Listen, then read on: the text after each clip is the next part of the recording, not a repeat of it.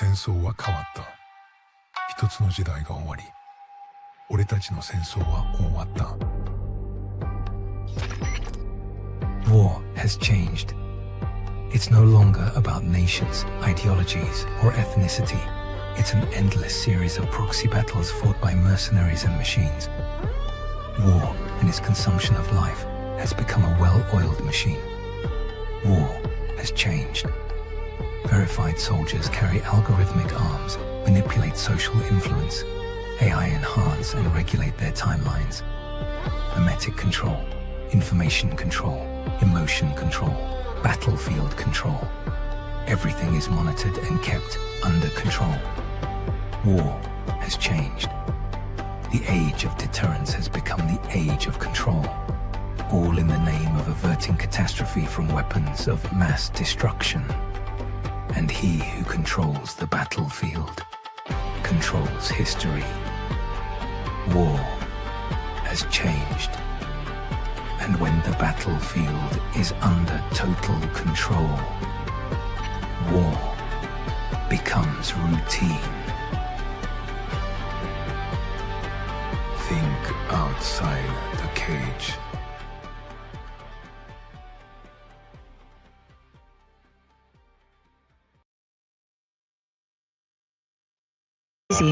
People are acting more and more insane. The end of the world is tomorrow. Tomorrow. There's only one thing to do when the world is falling apart. Listen to Basil and Gonz as they discuss this week's news and events through the lens of Bible prophecy. You are listening to Canary Cry News Talk.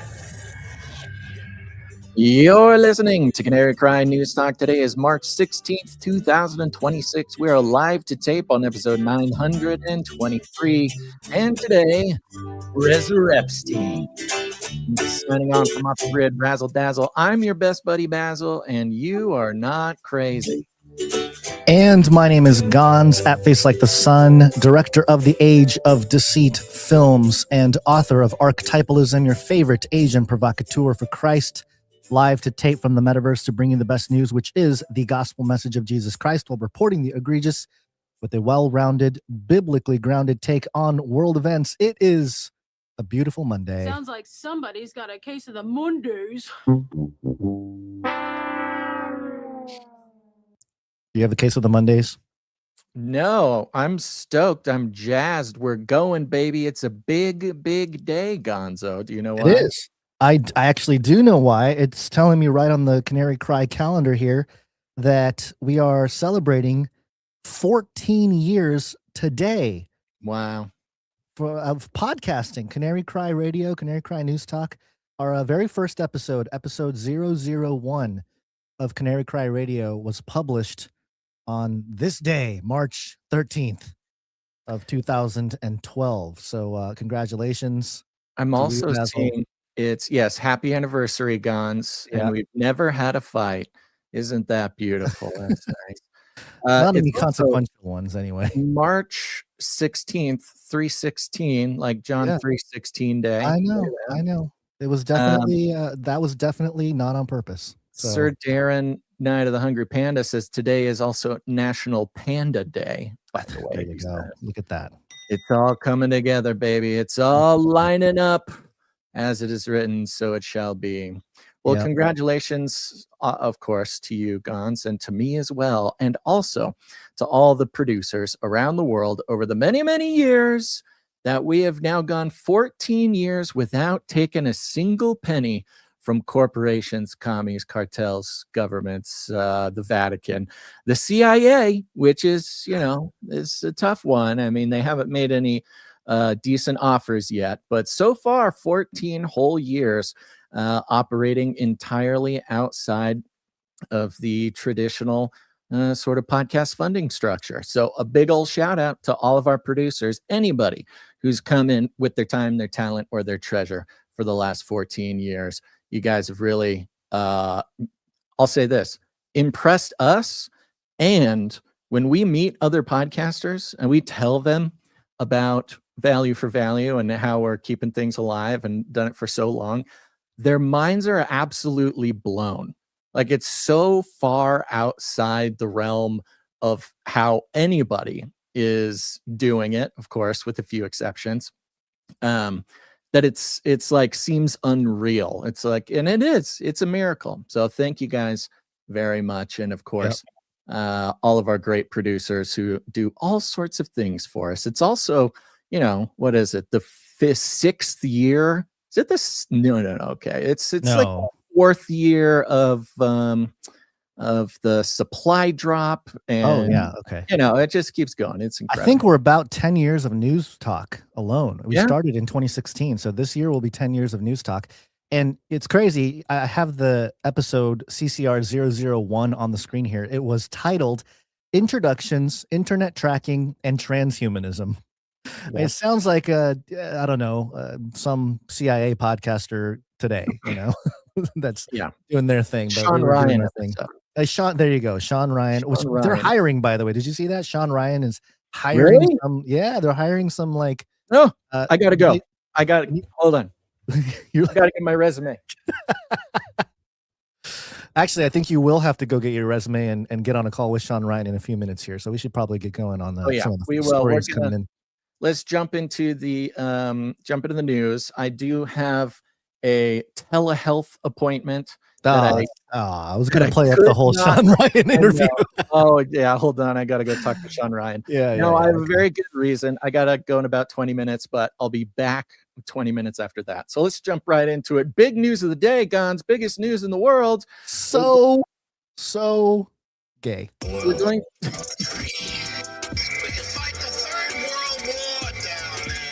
That's right. Let everything you hear from now until forever be informed by this first story. We're really going to be covering just the complete dissolution of the sort of hyper reality around us. Okay, we have officially stepped into just full Matrix mode, 5th generation warfare. The war is in your mind. And New York Post, or as I learned, California Post. If you live in California, New York Post renamed their website for you. You live in California though, which is bizarre. I don't.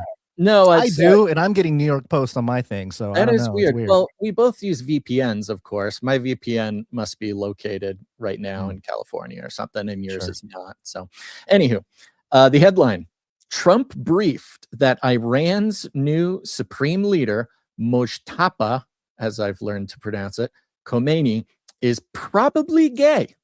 And president has priceless reaction. President Trump was stunned to learn last week that U.S. intelligence indicates new Iranian supreme leader Mojtaba Khomeini may be gay, and that his father, the late Ayatollah Ali Khomeini, feared his suitability to rule the Islamic Republic for that reason. The Post can reveal. Oh, great. I love that Thank phrase. you, Post. We can now reveal this to you. We've been holding on to this little secret for so long. Now, obviously, this is funny. Let's remember what we're talking about here. U.S. intelligence indicates that he's gay. That's the CIA. This will come up later as well. Very important. We dedicate our 14th anniversary to the CIA. Thanks for everything. Remember, it was discussed right before the war, or it's discussed right after Khomeini died, whatever it was, that, he didn't want his son to take over because he didn't believe in nepotism. Right. He's such a good guy that he didn't want, much like the American forefathers, wanted to build a system that was resistant to the sort of European or old world practice of nepotistic nobility or leadership. No, it's not because of that. It's just because he was gay, apparently. Trump couldn't contain his surprise and laughed aloud when he was briefed on the intel, according to sources. Others in the room, you know what this is going to do? This is going to make the left support Iran even more. Okay, because I was trying to figure out what the tactic is here. Are we just going to send the liberals over there? Is Lindsey Graham going to go over there now? He's got a purpose to end this war. He can really get in there, and he can do some things. So I'm just figuring out, or are they trying to get conservatives to hate them even more? Like, oh, he's gay too. Let's definitely go kill him. Yeah, I think. See, I mean, this is the thing. I think when it comes to like this guy being gay or whatever, I think it makes the left love and defend him more than it makes the right not like him. You know. I mean, of course, it depends who you ask, but most people on the right that I know, you don't actually hate gay people or whatever. You might make funny jokes, but it will absolutely, a certain, I would say, majority of leftists will suddenly become ardent Iranian, supreme leader supporters, because I don't know if you've seen the videos, Gonz, but everybody's doing their like campus walk around man on the street things, and there's video after video after video of these this sort of blue-haired LGBTQ people defending Iran, saying, oh no, America's much worse for women than Iran. No, Iran is actually a very blah blah blah. And then the interviewer will be like, you know that they would throw you off a building, right? Are you gay? Yeah, I'm gay. They would hurt you. They go, no, they love me because we share the same ideals. Like, some of these leftist kids are under the impression that like they would be welcomed with open arms in Iran. Yeah, well, didn't Trump just go on a podcast with Jake Paul, and they were talking about this, how they throw gays off the rooftops, and we support the gays, but we should probably stop the Iran because they're so evil, because they're throwing off gay people. So there's a lot of layers to this. Listen to that podcast, but I mean, it's very. I mean, that's a very well known thing. That's a clear cultural custom. So number one, I mean, look, whether this is true or not, the intelligence agencies want to put that out there for some reason. It's part of the 5th generation warfare. I think there's a trick here to convince leftists to like support Iran even more than they do. Who knows? Maybe not. Maybe it's just whatever. Let's go. Is this like, before you go on here, is this like, obviously we're talking about male attraction to males, right? Because if you were around in the 60s, the word gay meant something else. I mean, I remember watching the Flintstones. Maybe before the 60s. But yes, Gonz, we're all aware of gay being the other thing. Are you trying to say that Mujtaba Khomeini is just a happy guy? Maybe he's just a happy guy, yeah. I mean, the best reports are that he's in a coma or missing a leg, or if not, just totally dead. So that's very good. It's a father, folks. Dad humor is on. It's not dad humor. It's facts. It's facts. Okay. Others in the room also found it hilarious and joined the president's reaction, while one senior intelligence official has not stopped laughing about it for days, said one person familiar with the briefing. The shocking claim was described to the Post by 2 intelligence community officials and a 3rd person close to the White House.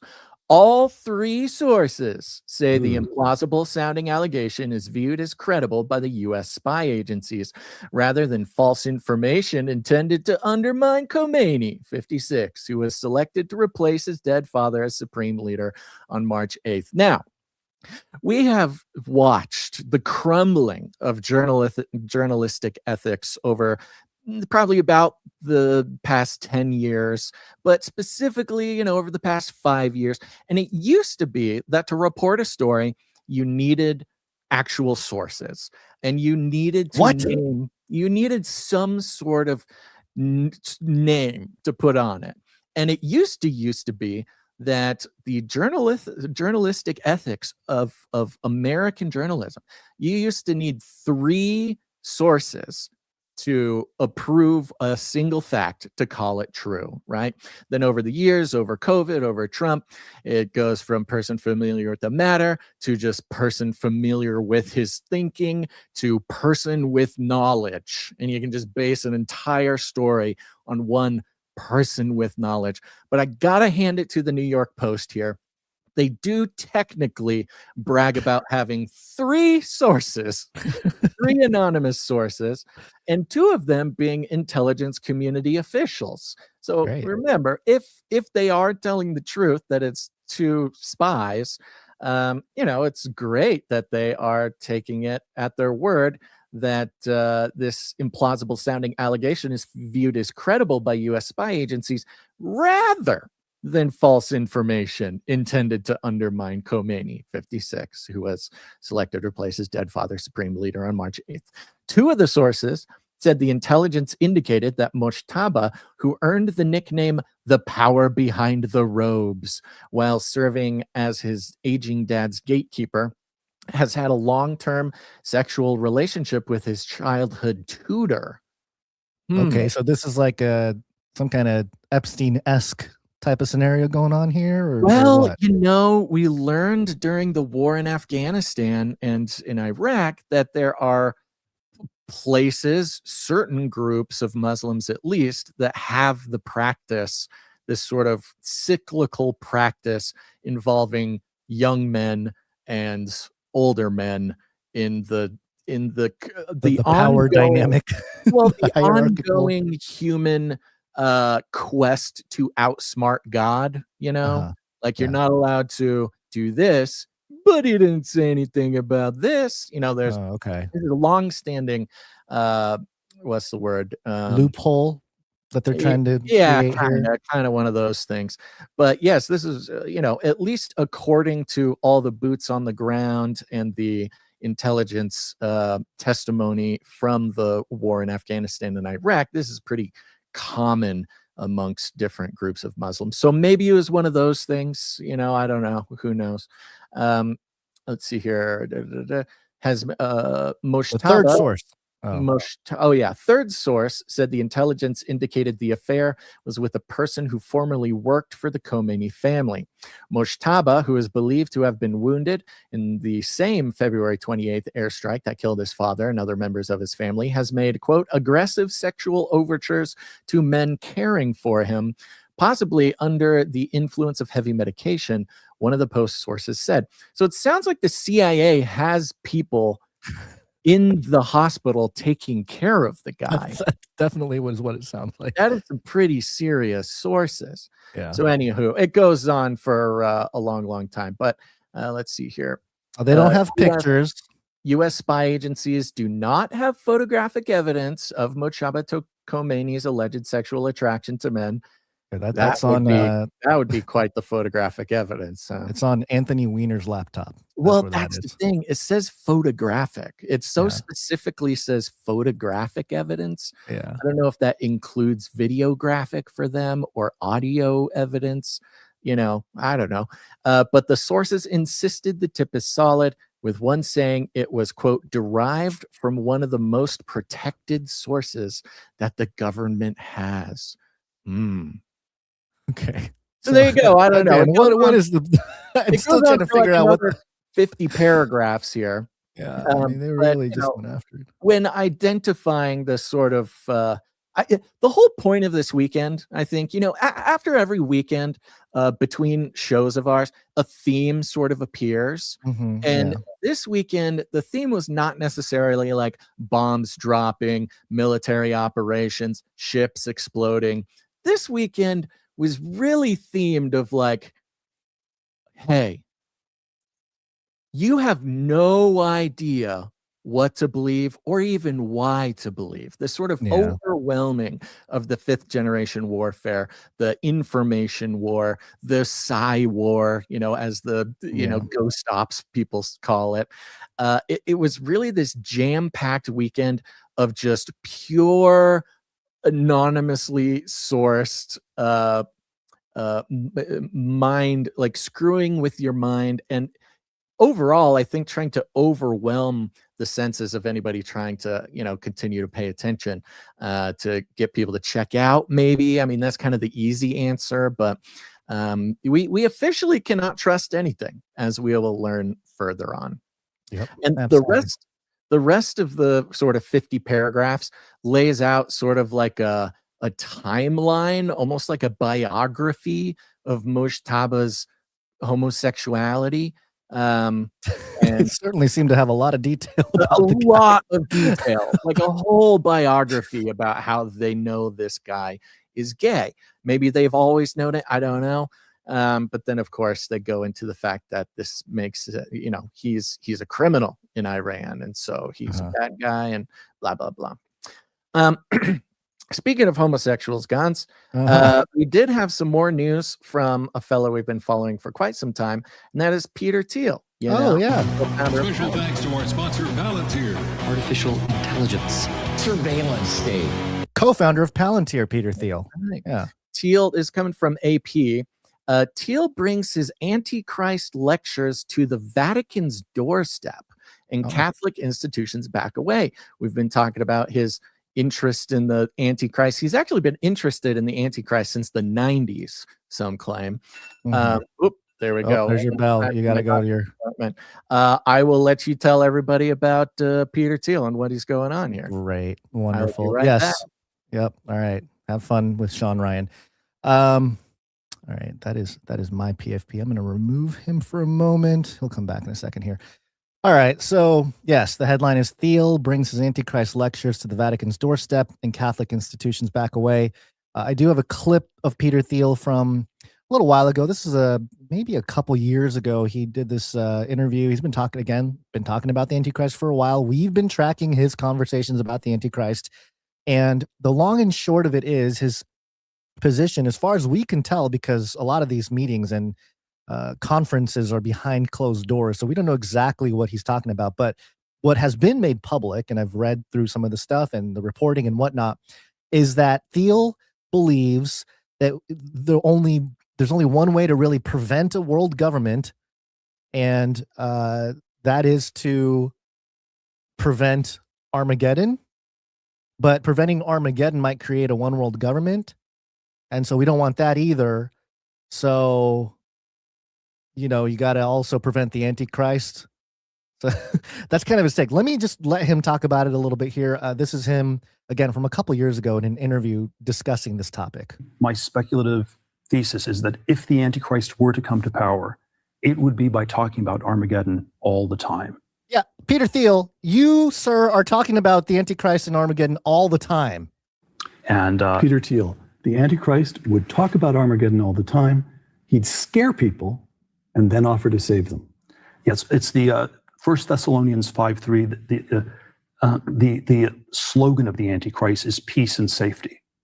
And so, which is nothing wrong with peace and safety, but you have to sort of imagine that it resonates very differently in a world where the stakes are so absolute, where the stakes are so extreme, where the alternative to peace and safety is, Armageddon and the destruction of all things. And then that's where peace and safety gets you way more than it would have in 1750. Rene Girard, in I Saw Satan Fall Like Lightning, one of his books, the Antichrist boasts of bringing to human beings the peace and tolerance that Christianity promised but has failed to deliver. There are probably, I think there are all these elements where it's downstream from Christianity. You can think of, the poor shall inherit the earth, Sermon on the Mount. Marxist theory is we're going to be more Christian. We're going to accelerate it. We're going to bring it about faster. So there is, the Antichrist probably presents as a great humanitarian, as a great, it's redistributive. It's as an extremely great philanthropist, as an effective altruist. All of those kinds of things. And these things are not, simply anti-Christian, but it is always when they get overly combined with state power that something is very wrong. Okay. So Rene Girard being discussed there. Basil has a little thing on Rene Girard, so I'll save that point for Basil to rant on. But you heard him right there. He's okay. So yeah, the Antichrist will probably be talking about Armageddon a lot, which is what he's doing. He's even going to Rome to talk about it. And not only that, but he's going to be an altruist. He's going to be redistributive, meaning he's going to give back to the world, which is, if you've known about a lot of the conspiracy corners, there's been rumors, especially since the QAnon stuff, about Gesera, which is this theory that there is money being held in vaults or something, trillions of dollars being held that will be redistributed to the people, which still also sounds a lot like the universal basic income, or what Elon Musk has been talking about, the universal high income. Elon came out recently and said, hey, having a job is going to become optional as the robots and AI takes over a bunch of jobs and a bunch of the duties that, that we currently have as jobs, as employment opportunities for people to support their families and everything. So I'm sure the transition for that is not going to be very pretty. But it's this idea that this Antichrist is going to appear very peaceful, and he's going to bring peace and safety. The slogan of the Antichrist being peace and safety. These are all somewhat ideas that have floated around in the Christian circles who study end times, eschatology, things of that nature.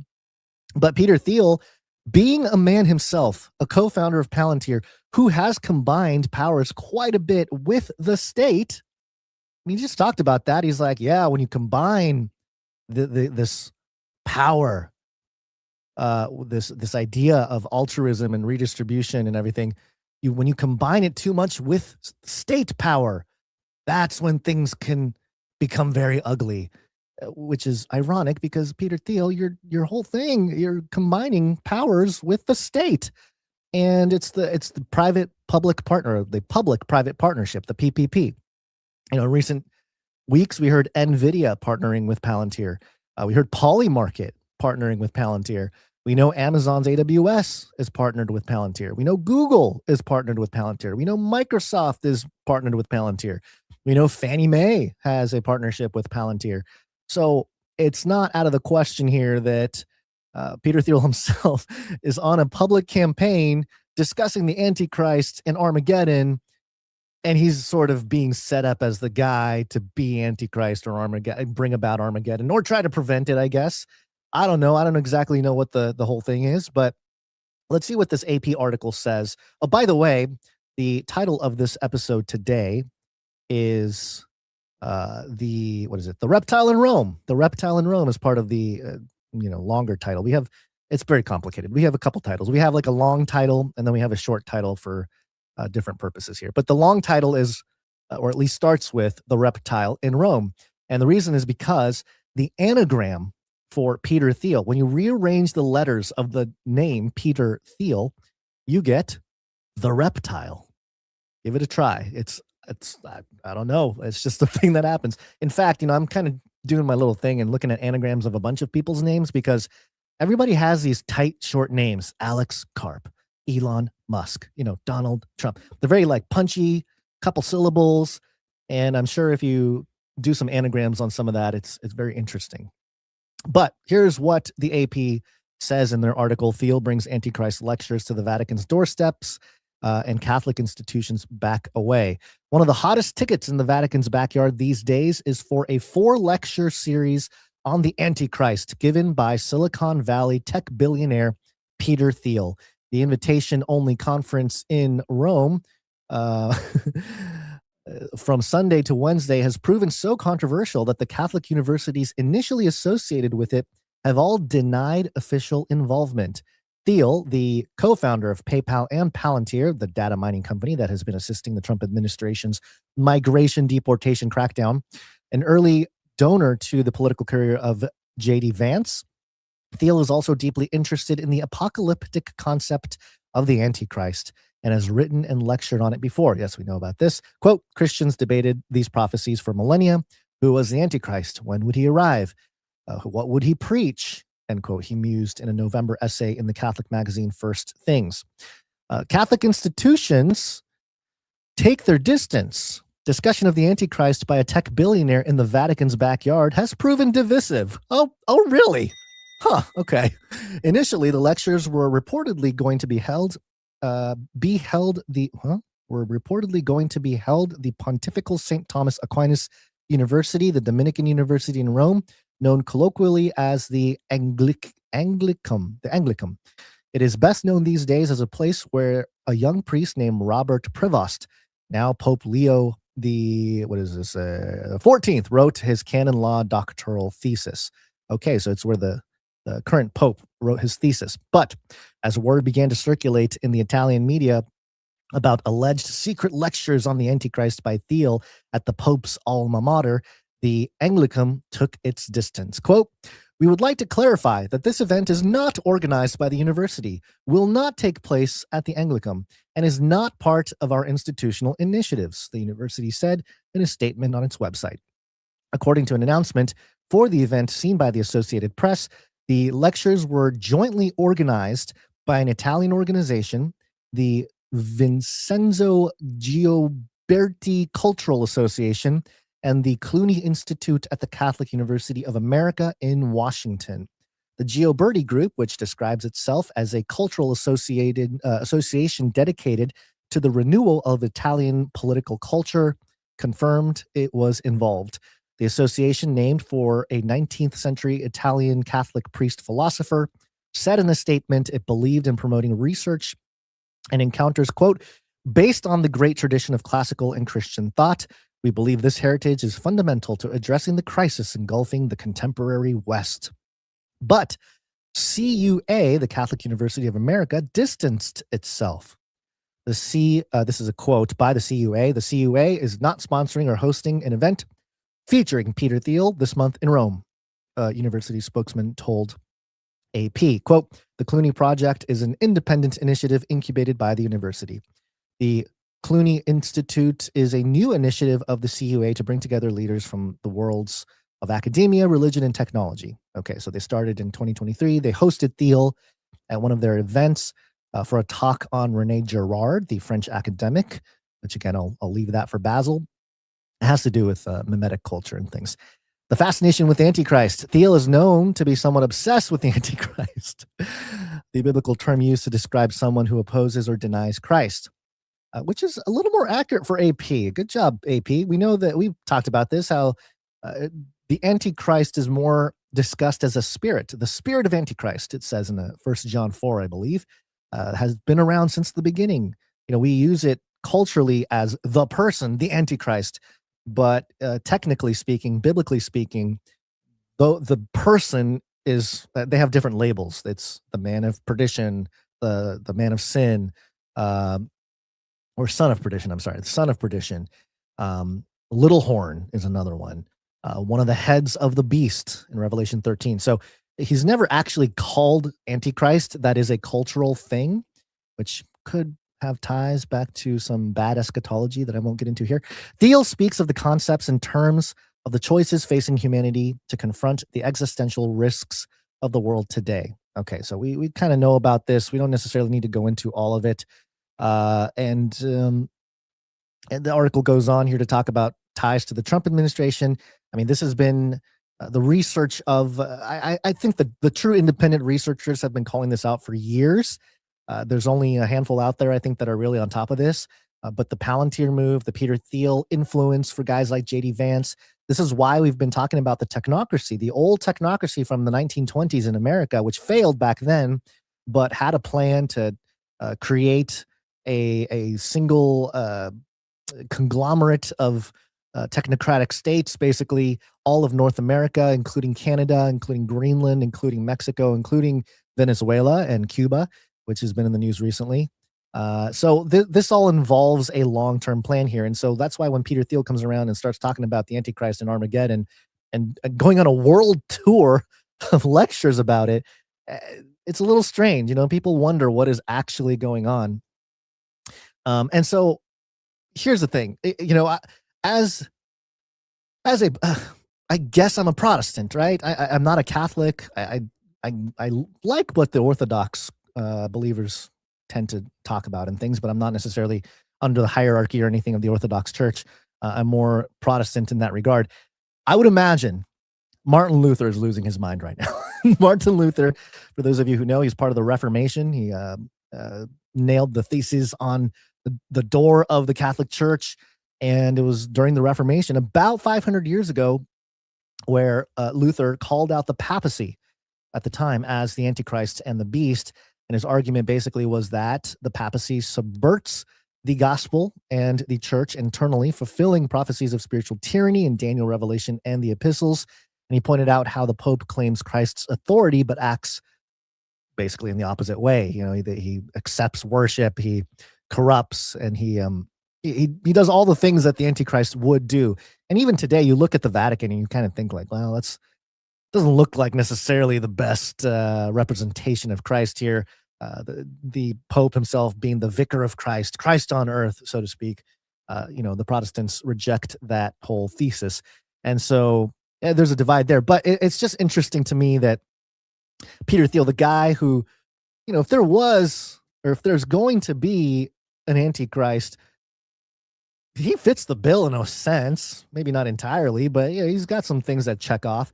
And actually, this is really why I'm writing the book Archetypalism. I know I say I'm the author of Archetypalism at the beginning of every episode for the last couple months here.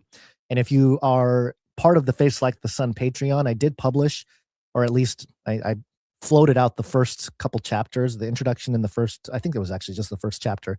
And that reminds me, I need to publish more of that. If you're part of the group that gets that first, take a look at it. I actually rewrote it a couple times, and it's written now for the normie in a sense. I really made it simple to digest, because the basic idea of archetypalism is that, in the Bible, if you have studied the Bible, if you have looked at the scriptures in a more scholarly sense, there's something called typology. And actually, there's a book here. I got my book, Typos, by Leonard Goppelt. Goppelt, I don't know how to say that exactly. And typology, interpretation of the Old Testament in the New. Basically, the idea that he presented in this book of Typos, and you hear about typology, is that there are patterns that emerge, the Exodus pattern being one of the biggest ones, where the Old Testament establishes a certain pattern, and then the New Testament repeats or references that pattern in a certain way. And so, you look at prophecy and things, there's a lot of things that are fulfilled in the New Testament that were prophesied in the Old Testament, but they happen not just as a sort of prediction fulfillment, it's more of a pattern. And so typology is pretty well established in biblical scholarship. And I basically took that research, and I am writing a book to try to help create a way to study current events, contemporary things being happening all around us every day, and analyze them, not so much in like a timeline or a, hey, this is fulfilling that type of mentality, but more so in an archetypal manner. Because I think what we'll come to see is that when you look at the patterns in scripture, what the scripture itself references, and the emergent patterns and archetypes of scripture.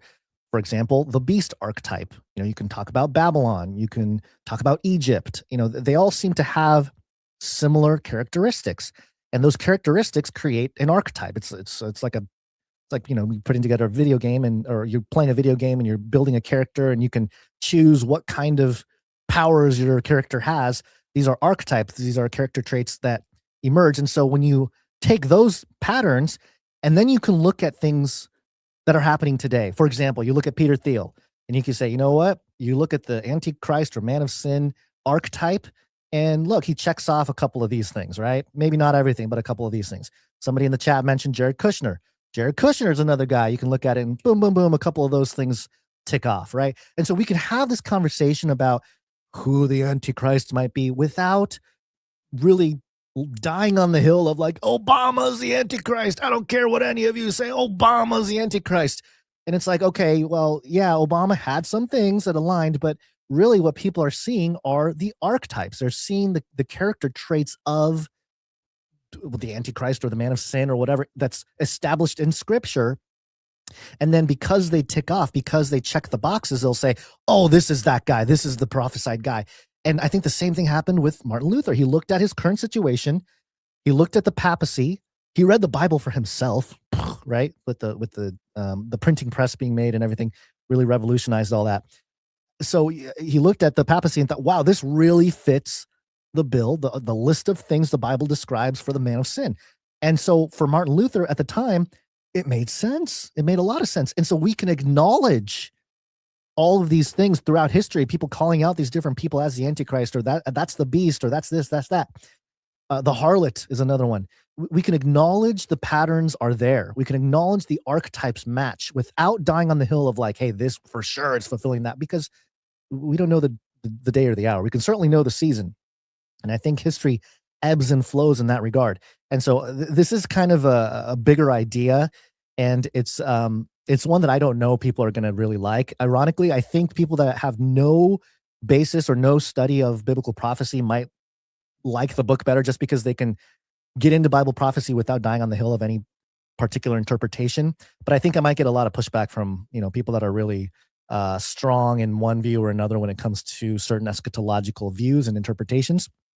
So I'm prepared for it. I'm ready. I mean, I've gone through the ringer when it comes to comments and people hating on me and stuff. So I'm ready for it. But so look forward to that. That's kind of on a side note, on a personal note, writing that book about archetypalism. By the way, I'm not going to call the book archetypalism. It's too confusing for people. People are going to type in they're going to type in Antichrist. They're going to type in anarchyism or something. I don't know. They're not going to find the word so easily. So the book title itself will probably be something a lot more simple. But that's the basic idea here with archetypalism. And I think when you look at Peter Thiel and what he's doing, again, it's like, man, you really are. It's not helping your case of not being the Antichrist. I'll just say that, or having the Antichrist spirit, right? I mean, this guy is the co-founder of the biggest platform for surveillance and even in warfare as well, because we know Palantir is responsible all over the world. They've partnered with different nations and stuff. And we know that Palantir assisted in certain things in Gaza and Israel, stuff like that. So again, I think it's really important to pay attention to these things, but not necessarily die on the hill of any interpretation or any accusation of any individual who might check off a few boxes when it comes to the character traits of the man of sin or the beast or the harlot or any of these things. And hopefully the book, once it's published, it will allow people to study Bible prophecy without having anxiety about things. Because I think if you're new to it, stuff like this it's going to make you anxious. It's like, oh no, Peter Thiel's the Antichrist, but also Trump's the Antichrist, but also Jared Kushner's the Antichrist, but also Obama's the Antichrist, and they're going to resurrect Hitler. Hitler's the Antichrist. And everyone's got a view of who it is. The archetypalism thesis allows you to nod your head and go, you're right. That these are things that align with certain descriptions of the man of sin in Scripture. But we don't know, number one, and number two, we don't have to know. You can point those things out, make it a good study, point out the archetypes. And then, of course, the major really important thing about the book is going to be the archetype of Christ, the ultimate imager of God, and how we should be pursuing in our personal lives to reflect the perfect imager of God, who is Christ. So there is a gospel message within that too. It's not just calling out the negative side of the archetypes. There are positive archetypes in the Bible that repeat as well. So there you go. All right, what else is there to say about this? Okay, so Martin Luther, back to him. Martin Luther probably losing his mind about this. I mean, can you imagine if Martin Luther was alive right now and understood the cultural place we're in, the milieu, the technocratic infrastructure? I'm sure this all sounded like science fiction to people in the 1500s. But let's sit Martin Luther down, explain the situation, and then tell him this guy named Peter Thiel, whose anagram is the Reptile, is going into the Vatican, giving closed-door lectures about the Antichrist and Armageddon. I'm sure he'd be pulling out his hair. So there you go. That's really the thing with the Peter Thiel story. I don't have much else to say about it. We've been tracking this situation with Peter Thiel and the Antichrist for a while now, and it just keeps popping up every once in a while. And this one in particular, we thought was important to report because, of course, he's going to the Vatican. The Vatican. The people that have what used to be called the Lucifer telescope in Mount Graham, looking up at the skies and looking for aliens.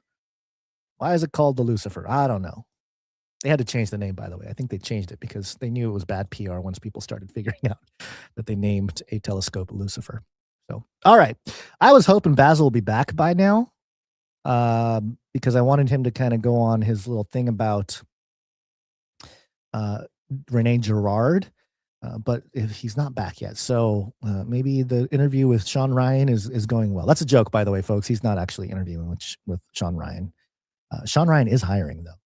So maybe that's a thing to do. Okay, so let's move on for a moment here and go to the next thing here. We were supposed to talk a little bit about, we were going to do executive producers. We'll get back to that. Let's talk about Trump. Now, this is where my brain, my brain hurts a little bit, I guess.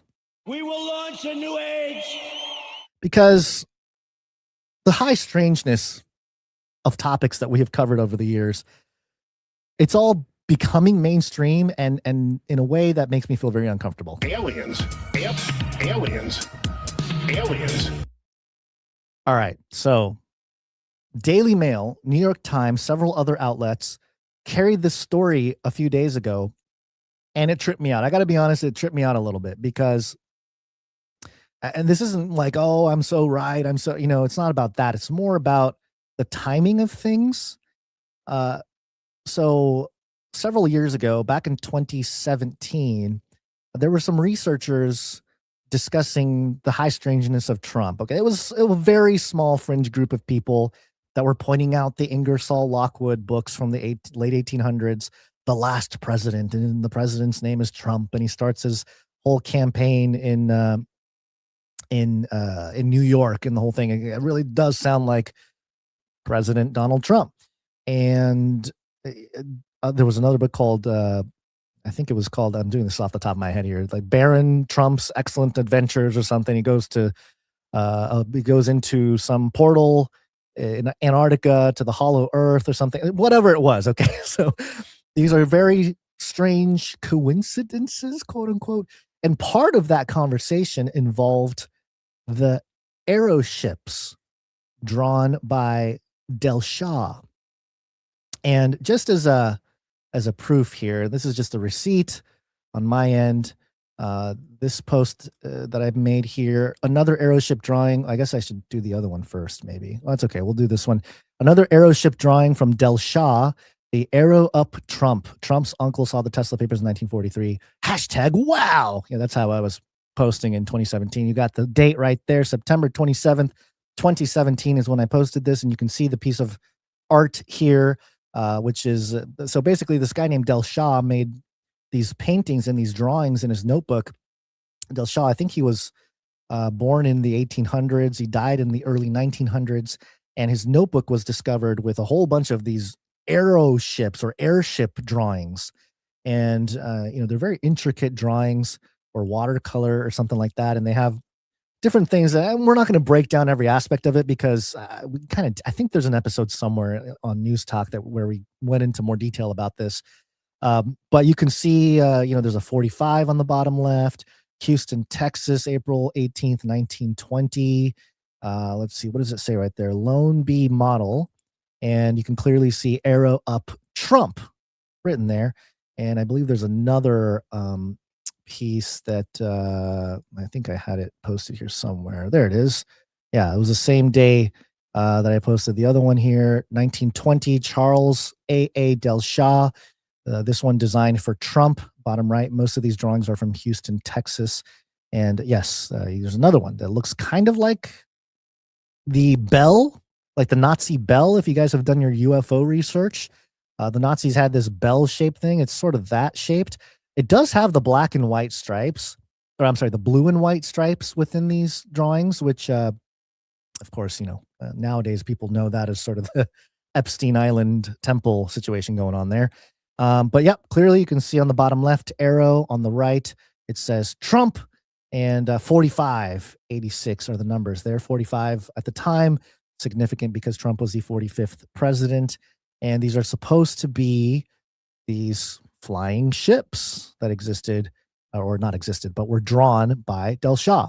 So I'm showing my receipts here just to say that this has been a topic that has been part of fringe research for a while. I published stuff about it, published these posts, and I'm pretty sure I talked about it on News Talk several years ago.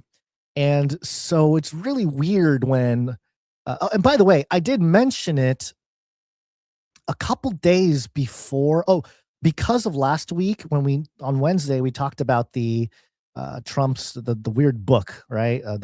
The King of the Jews, written by Leslie Epstein, allegedly in 1979, where a man named I.C. Trumpelman becomes favored by the Zionists, actually in the book, and he becomes the king of the Jews in a sense.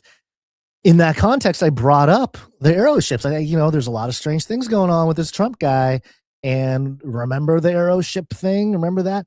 And so it was like a day later, literally like 1 or 2 days later, the New York Post, Daily Mail, they started carrying this headline. I'm taking this one from Daily Mail.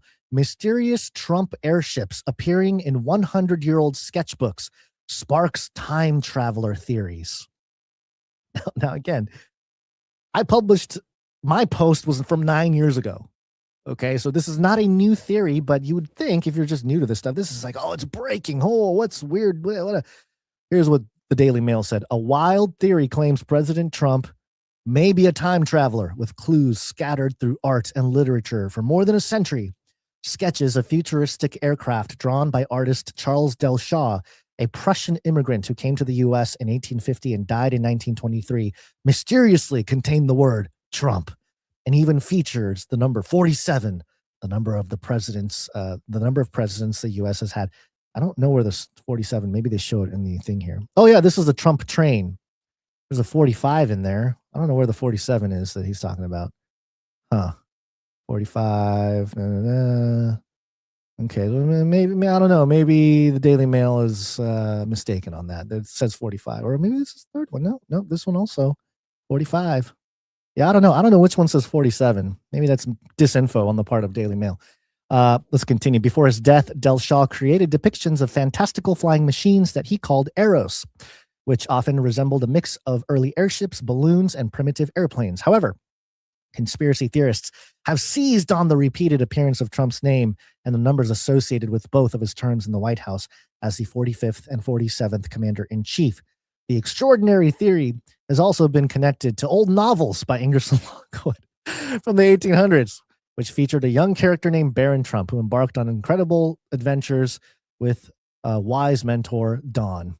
In Lockwood's book, Baron lives in a grand palace called Castle Trump and is guided by Don, even adding more intrigue to the theory that America's first family was foretold decades before the president's birth.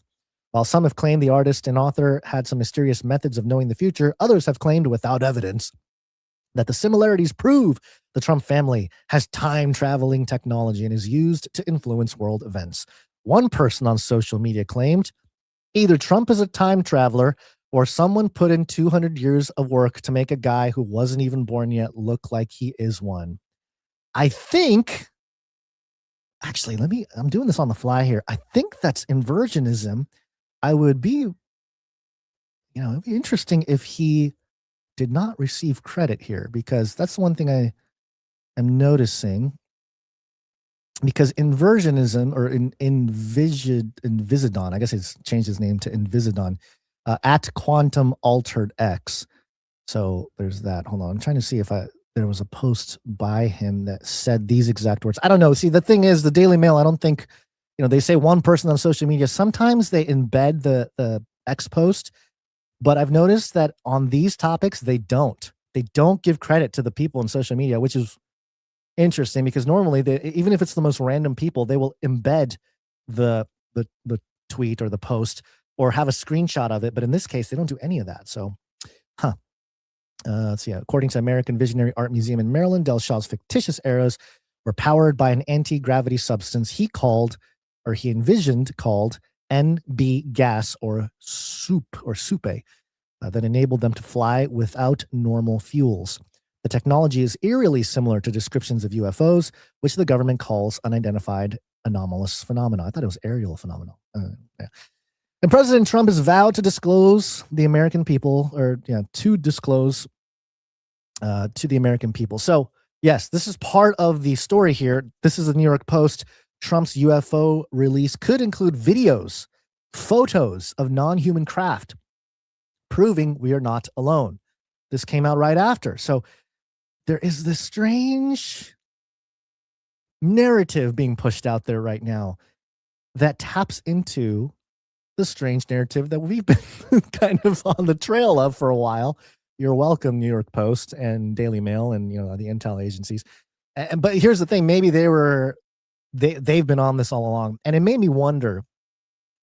The movie The Truman Show, and the thesis of the movie, or the plot, is that a man named Truman is born, and the world has watched the life of this individual because it's like a TV show, it's a reality TV show, and from birth, basically, he's been tracked. The whole world has watched Truman grow up, and everything around him is fake.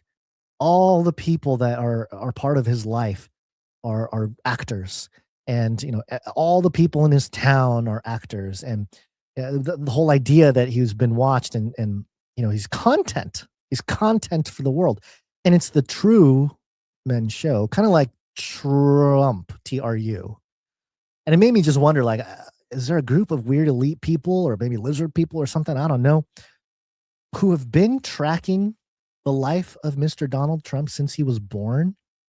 Maybe because his name was Trump, and the same folks that either knew or something, I don't know, influenced this bloodline or these folks to push these individuals a certain way. Maybe Donald Trump is Truman in a sense. It would make sense as far as like becoming president, reality TV show star, billionaire. He's got, so there's just some weird stuff going on there. It wouldn't surprise me at this point. I know it's strange. I know there's no way to like really nail down something like this, but it wouldn't surprise me. It wouldn't surprise me. The principalities and the powers. Remember, we wrestle not against flesh and blood. These are ancient, intelligent entities who influence evil in society. It's not just evil people randomly coming up with stuff on their own. These are influenced highly by these rebellious divine entities. So if they knew that in the next century and a half, the world would completely change, the way we communicate, the way we absorb information, the way we are entertained, if they knew that all of it was going to change with the emergence of the communicative technologies that we have now, especially with the internet, wouldn't the principalities and powers set it up so that they have control in a certain sense of the narrative, or at least a bloodline, to allow for a certain level of control? It's not out of the question. I don't think it's out of the question. Okay, so that's kind of the Trump thing, all right? That this is, again, high strangeness. Just the timing of it all is just so bizarre to me, because, I'm not saying that I'm so right and you should listen to me. It's never about that. We've never been about that. We will point out how it's always just weird. It's just weird how we would say something and then like a couple days later, sometimes a few years later, but in this case, literally a day or two later, they come out with this story. And part of it too is that I know the Daily Mail and the New York Post are tracking some of the stuff we're talking about, because I have been, admittedly, I have been publishing or quote posting some of these things that go back to the New York Post, like this post here that I published on, let's see, when was this?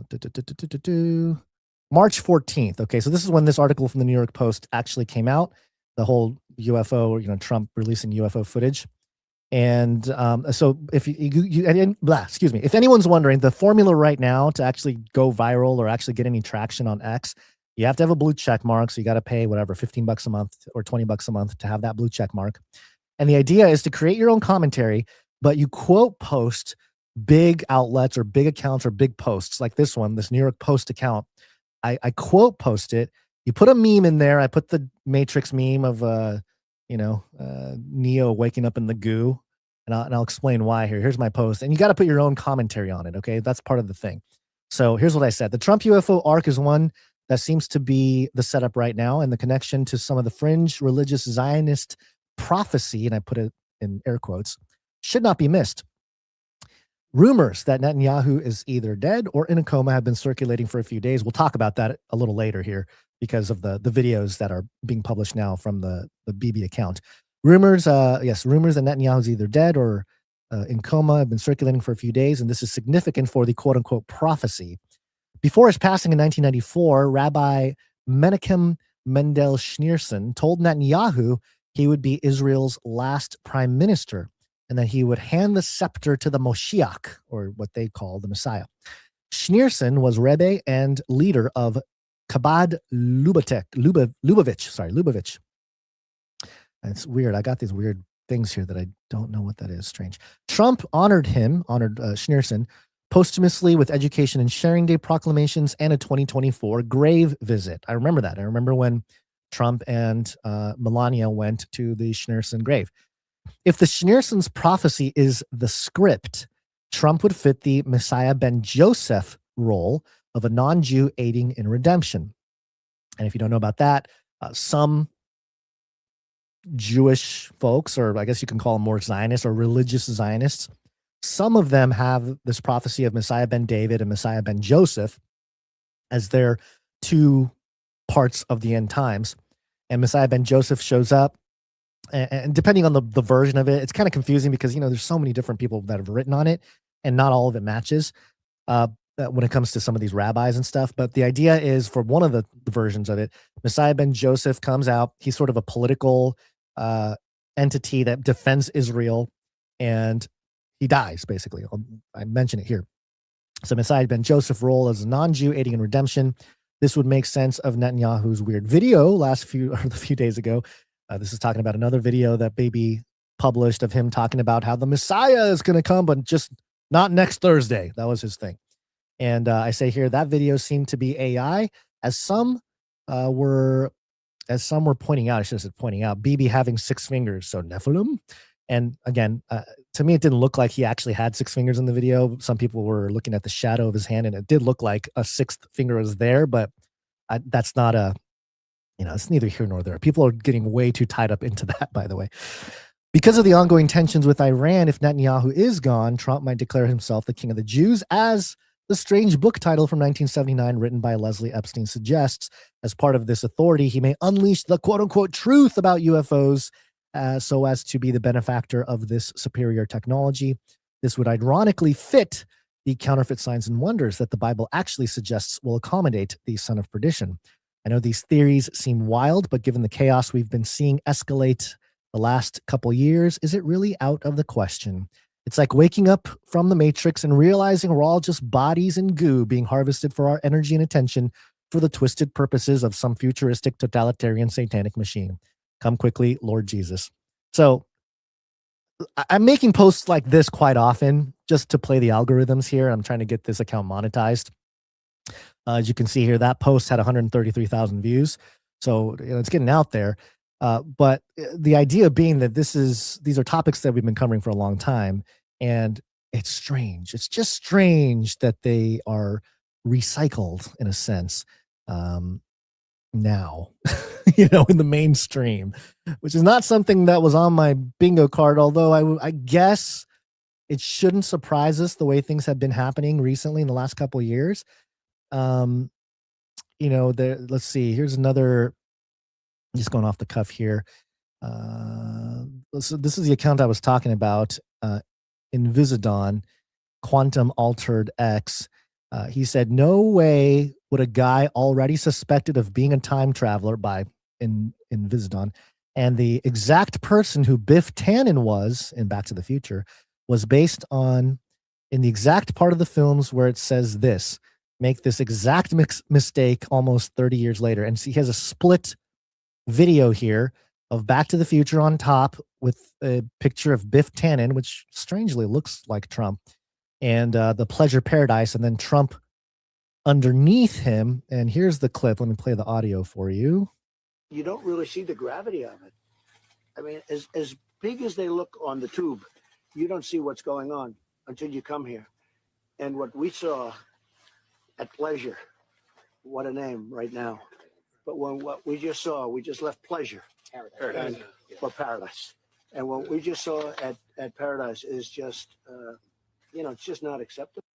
Okay. So that is weird, isn't it? Why would President Trump, when he's talking about the Paradise property, accidentally call it Pleasure, which is the Biff Tannen building in, I think it's Back to the Future 2, where it's in the future and Biff, he's got a big old tower and stuff, and it's called Pleasure Paradise. Huh. Strange. Okay, so there you go. Let's what else does it say here? All right, back to the Daily Mail article about Trump being a time traveler. Celebrity and podcast host Logan Paul has even asked Trump's granddaughter, Kai, about the Lockwood book and whether it was proof that the human race was living in a virtual simulation. The teen said she was certain that Barron was not a time traveler, adding, quote, "I don't go down those rabbit holes. I don't want to go down those rabbit holes." All right. The mystery grew even stranger when conspiracy fans, they're just fans now, they're just conspiracy fans, begin to examine Lockwood's connection to the time travel theory. Hewas, an American political writer and novelist who wrote 2 children's books titled Baron Trump's Marvelous Underground Journey and Little Baron Trump and His Wonderful Dog Burglar. However, Lockwood also created the ominous political tome, The Last President, a story which opens in New York City. Okay, so they're basically recycling all the stuff we've been talking about for 10 years, and they're making it into an article for the New York Post and for the Daily Mail, and they're getting paid for it, basically. Yeah. So we haven't gotten our check, by the way. And, it's fun to see all the TikTok content creators make their little low quality, green screen videos about this. And, hey, there's Basil. He's back. You're muted. You're still muted. You got to unmute. Yeah. There you go. I was trying to type in. We had a couple producers come in while I was gone. Oh, nice. So I was talking about this Trump thing. I was talking about how we've covered it and the strangeness of the timing of it all. Any thoughts on that? I wanted to jump back to the Thiel story so you can give your Rene Girard thing. Oh, I played the clip from the Hoover Institute that Peter Thiel was interviewed on a couple of years ago, and the interviewer actually quotes Rene Girard in that clip as well. So it actually worked out. Okay, but let's finish the Trump thing first. Sounds good. Yeah, I don't. The Trump thing. I'm sure you mentioned this already, but the weirdest thing about the Trump thing is that it is in the motif, the mainstream media motif now, that is maybe the most frustrating for conspiracy fans, as the article put it. Yeah. But has been very strange lately about the mainstream media reporting on Havana syndrome and Jesus and the earthquake and the Nephilim and this kind of stuff. And then to have one, they just finally just come out and do it. Like, yeah, Baron Trump's a time traveler, and they're somehow finding a way for the mainstream media to report on all the things that everybody got banned for or laughed out for or whatever. And they do it in such a way, and I don't know exactly, what the analysis of this is, but they do it in such a way that makes it totally normal. Yeah, well, that's the thing. There is no analysis. It's literally just repurposing everything that all the researchers and people have discussed in the fringes and just kind of bringing it into the forefront. There's nothing new about the research here. There's literally nothing groundbreaking or anything. But again, mainstreaming the idea is the thing. They're barely even putting the these crazy conspiracy theorists think. No, they're just conspiracy we theorists. We would occasionally get articles from the mainstream, during COVID or whatever, and they would, talk about whatever, but it was in the context of watch out, these dangerous ideas are spiraling online, and monitor your husband's search history because he might be in the far right pipeline with these crazy conspiracy theories. And of course, they represent them incorrectly and they'll reframe all the details, and it's just a total mess. But with the series of articles we've had lately, it's just pretty much just a reporting on the details. Even the fact in that article you just read they don't even say conspiracy theory. They say conspiracy fan. It's not dangerous. This isn't a dangerous idea. This isn't, January 6th related crazy people like they usually would. Like they used to do an article like this, say it's dangerous right-wing conspiracy talk, and then at the end, the very last paragraph at the article would be like, January 6th, do a paragraph on January 6th or something to just randomly connect it to how dangerous these ideas are. Well, speaking of which, we joke that we're plugged into the simulation. Like they're just, they're harvesting our minds for the headlines.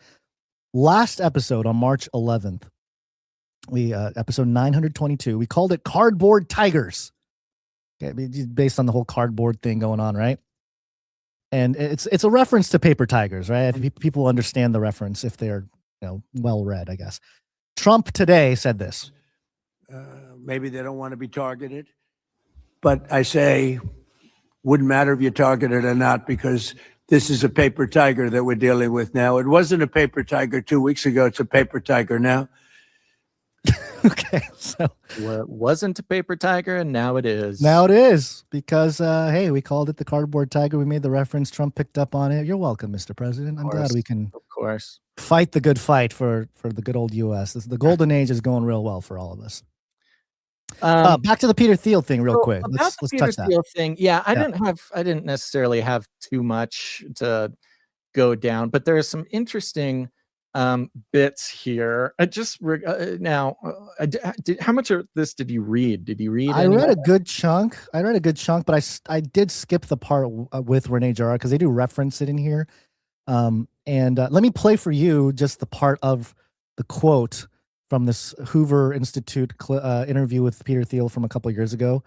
The interviewer mentions Rene Girard. Where the stakes are so extreme, where the alternative to peace and safety is, Armageddon and the destruction of all things. And then that's where peace and safety gets you way more than it would have in 1750. Rene Girard, in I Saw Satan Fall Like Lightning, one of his books, the Antichrist boasts of bringing to human beings the peace and tolerance that Christianity promised, but has failed to deliver. Yeah, there you go. I don't have to play. Yeah. Well, again. It is interesting. There's an article here. So the long story short of the article is that, Peter Thiel, he's doing his Antichrist lectures again, like he did in San Francisco. He's giving the same lectures at the Vatican. Right. And we went through some of the groups that are not, so they're basically disassociating with the whole Peter Thiel side of things. Yeah. There were some groups who were originally involved in planning it or facilitating it or something, and they have since backed out of it, which is just interesting. One of these, there's a few of these groups. One of these groups, the Gioberti group, which describes itself as a cultural, this was not the one I wanted to do. So there's the Gioberti group. There's the Catholic University of America, and then there's the Clooney Institute. Yeah. Is a new initiative of the CUA to bring together leaders from the worlds of academia, religion, technology. In 2023, CUA hosted Thiel at its Washington campus for a talk on Rene Girard, the French academic. Now, I did not know this, but Rene Girard, the French/American sort of philosopher fellow, he actually knew Peter Thiel. Peter Thiel and Rene Girard, they both went to Stanford, I believe. Stanford.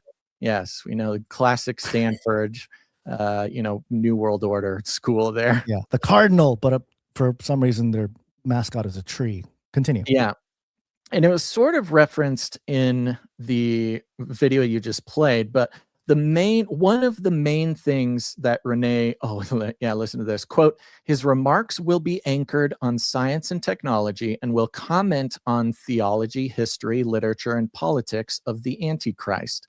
Religious thinkers upon whom Peter will draw include Rene Girard, Francis Bacon. Oh, the New Atlantis, yes. Yeah, right.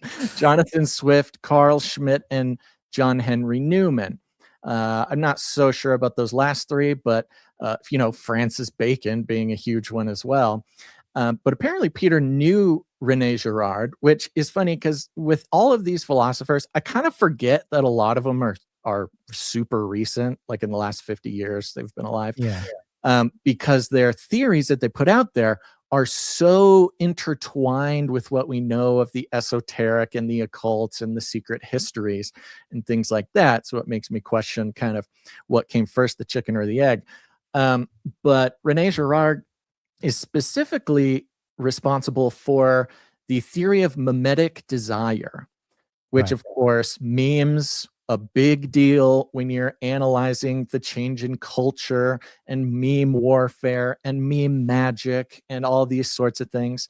But mimetic desire, more or less, is the understanding that when it comes to what people want, what one wants, to a degree that we can even know what we want, we usually, or we are prone to, wanting what other people want. We desire what others desire. And this goes a couple different ways, but one of the ways that it goes is you see it in political movements, you see it in religious movements, you see it in a lot of things where people don't actually really know what they want or what they think, right?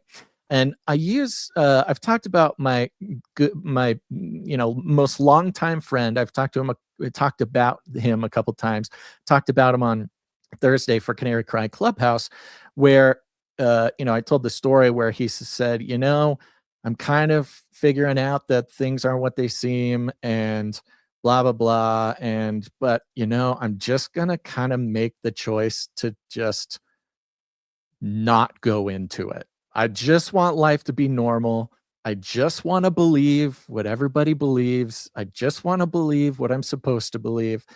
I just don't have the space or the strength to like step outside of that.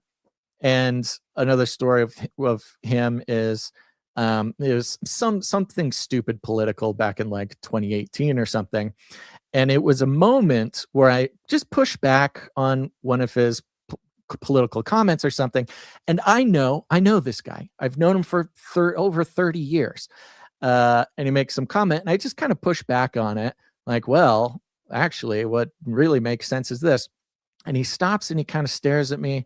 And I'm like, ready to have a conversation, a political conversation, right? It's fun. Love to do it. Mm-hmm. And he goes, I never really considered that we wouldn't have the same thoughts about something. Like this moment of waking up. And God bless this guy. The fact that he's so, I don't know if he's like so emotionally intelligent that he's like willing to say this out loud, because it's like a crazy thing to say out loud, or if he's just, so comfortable with me that he doesn't have the filters to try to explain it a different way. But there's been a couple of these times where he's just, oh, I just thought that we all had the same ideas about things. And it's because he's a good example, and I love him very much, of the majority of people who just think and say and want what everybody agrees that they should think and say and want. And the reward of that is the point that you belong, you agree with everybody agrees with you, everybody thinks you're good, you have the right opinions, these sort of things. And this is an example of mimetic desire. And where, what do you want? Well, I don't know. Well, really the answer is we want what we see other people wanting. Mm-hmm. And part of Rene Girard's theory of this, he's kind of the guy who coined the theory of scapegoating. We talked about scapegoating in the ancient Hebraic ritual where, that time of the year comes around, the whole community gets together, they slaughter a lamb, and they'll ceremonially take all the sins of the entire community and they put it on a goat and they strap it to a goat and they send the goat out into the desert, ceremonially carrying away the sins of the community. And the goat, ostensibly dies, or somebody finds the goat and takes the goat, and now the sins are their problem. Or, in the actual scripture, the goat goes to Azazel, the desolate place, Right. etc., which spirals into some other theories we've gone through. So, everybody knows the scapegoating thing, but it really stems from this guy, Rene Girard, who pointed out that most people just want what they think everybody else wants. This is part of social engineering. This is Edward Bernays. This is propaganda. This is, public relations. This is everything. And Peter Thiel is so interesting because the sort of summation of his explanation is that is something that we all kind of agree on, which is the Antichrist, quote unquote, in their colloquial, in his colloquial thing. The Antichrist is a guy who will come in, he'll make everybody feel good, everybody will love him, he'll make peace in the Middle East, he'll do this and that, and then somewhere in there, he turns and it turns into dictatorship. But it's not dictatorship because he's, actually a nasty guy and he strong arms everybody and takes control of the world. It turns into sort of this tyranny because he's so successful at telling people what they want, telling people what the danger is, and then providing the scapegoat, like providing the direction, again, mainly through social engineering and this kind of stuff, to point people's fear at a certain thing.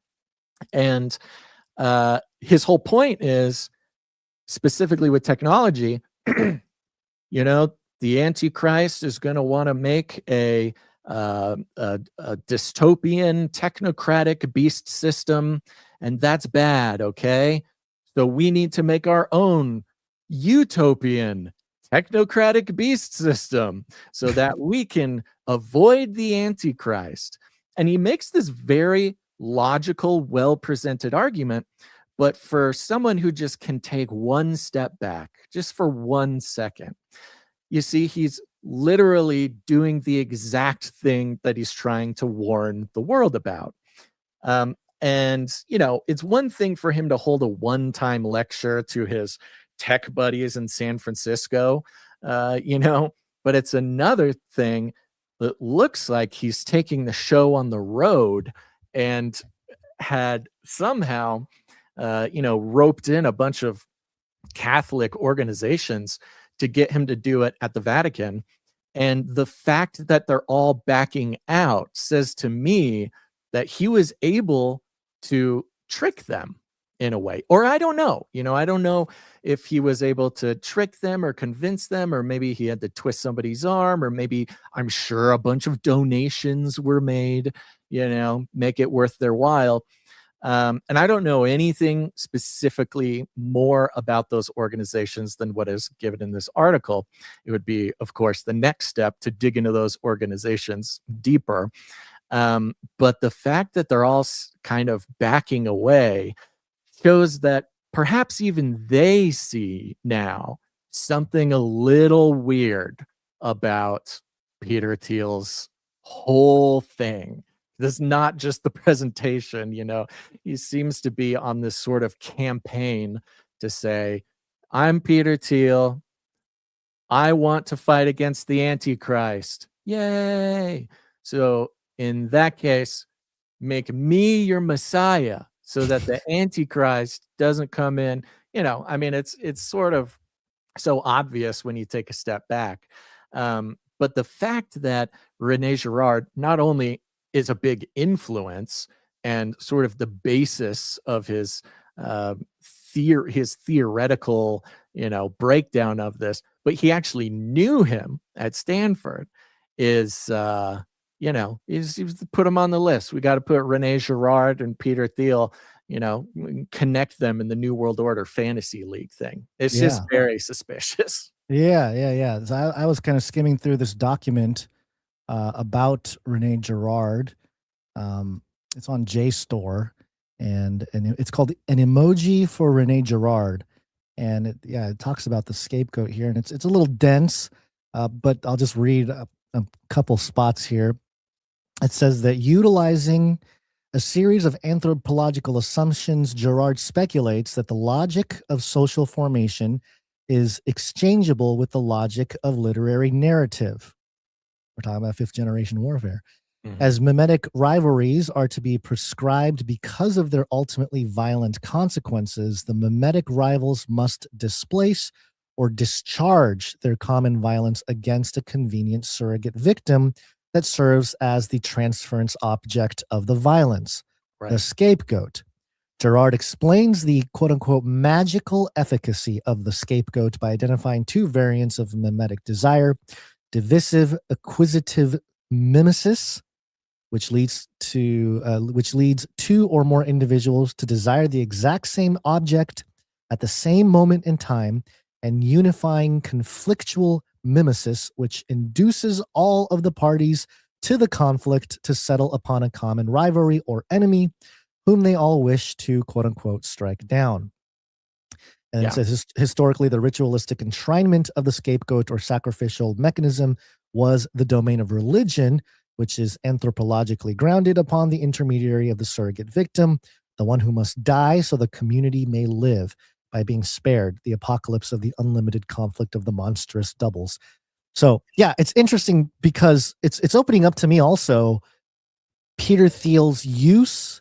It's almost his mimetic use of the terms Antichrist and Armageddon in order to create himself. I don't know. It's weird though, because he's almost like making himself the scapegoat in a sense. Is he not? Like maybe not on purpose, but a big part of who he scapegoats in some of the write-ups that people have made of his lectures, he specifically scapegoats a couple of different groups. One of them is people who push against technological technology. That's right. The Luddites. The Luddites must die. Right. Yeah, or anybody who wants to restrict or slow sort of AI development or AI deploying, right? Which is funny because he can get, and this is part of the smoke screen that is these sort of like hyper intellectual guys like Rene Girard. Oh my goodness, mimetic desire. Oh, it's like this, like you read there. It's incredibly dense. It's very dense language. It's kind of hard to get. You kind of got to look into it for a while and read it a few different times in different ways to really kind of get to the simplicity of it, which it's all very simple. It's just this smokescreen.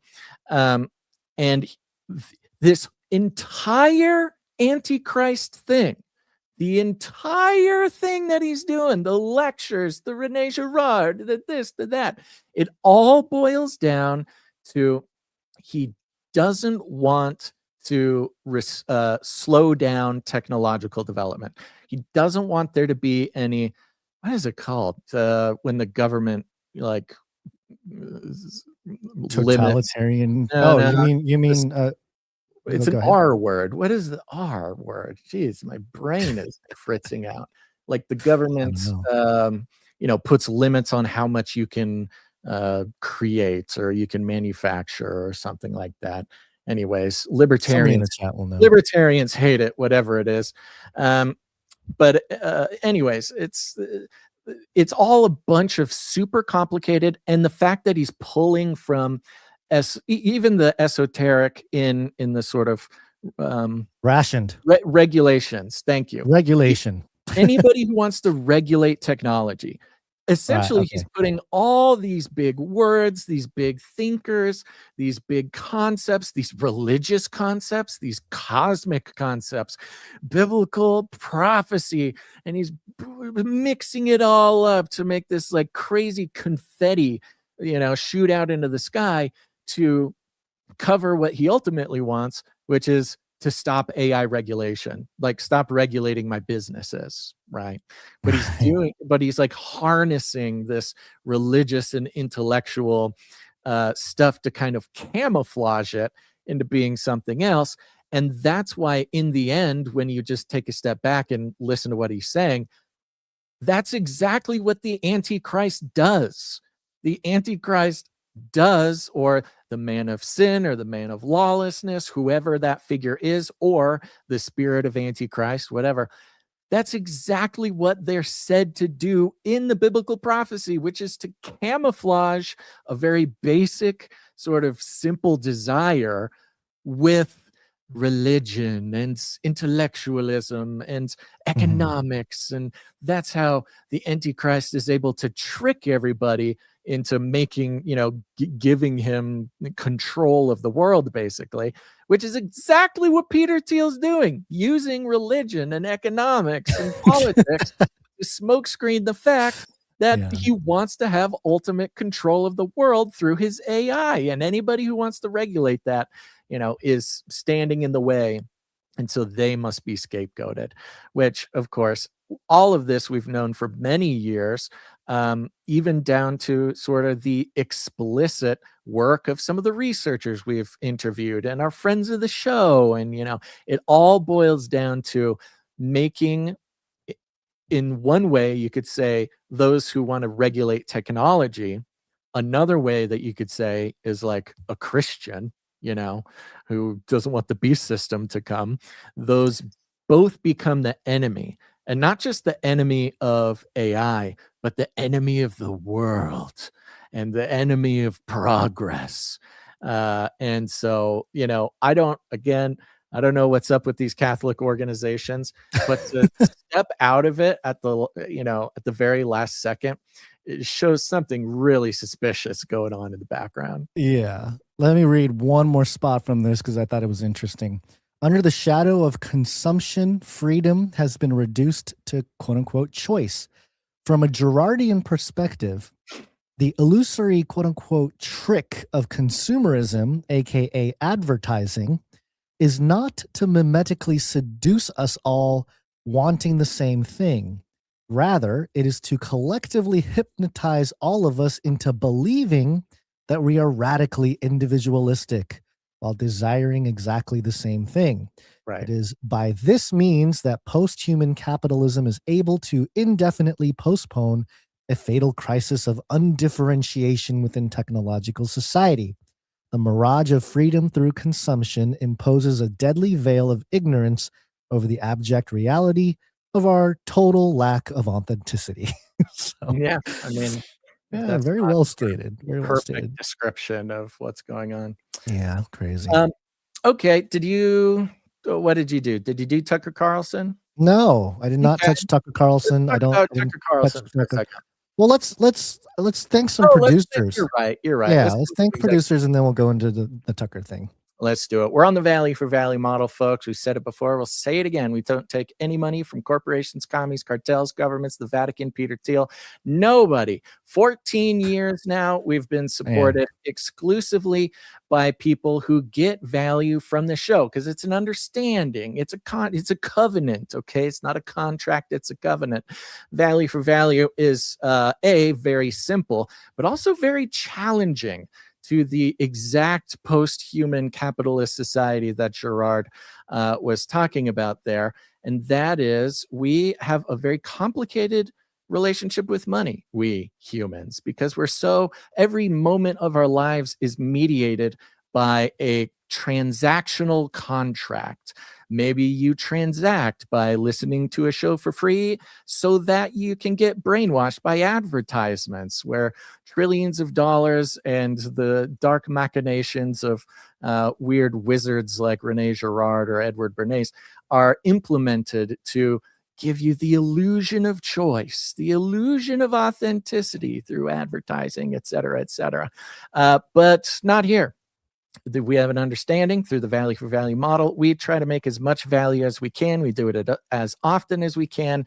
And if you get any value from what we do, just know that we cannot and will not exist without people voluntarily taking responsibility for what they want to exist in the world and then coming in and supporting the show with their time, their talent, their treasure. A lot of ways to support the show, but the executive producers, they come in and they support any individual episode like this for $100 or more. So we like to thank them very much right off the bat here.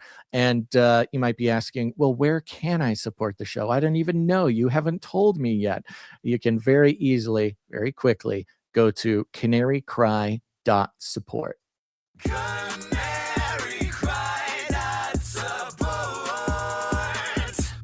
So we're going to thank some of our freedom fighters here today who have made this show possible for everybody else. Let's see. I'm going to start with executive producer Richard D.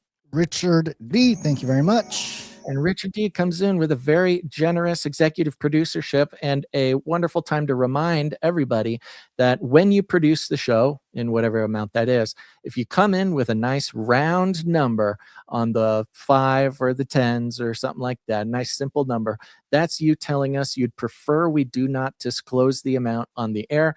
If you don't mind us disclosing the amount, or you want us to disclose the amount, make it some sort of funky number. You can very easily put 33 cents on there, or 1111, or 1234, have some fun with the number.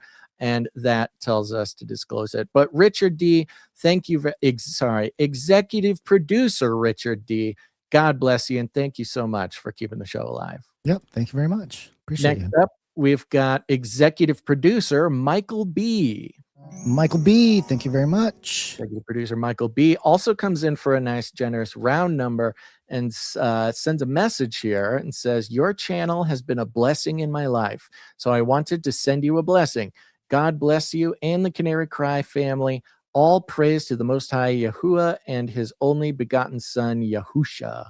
Thank you very much. Well, thank you, Michael B. Yeah, Appreciate God really moves on people, producers, over the weekend, and I'm so grateful for that.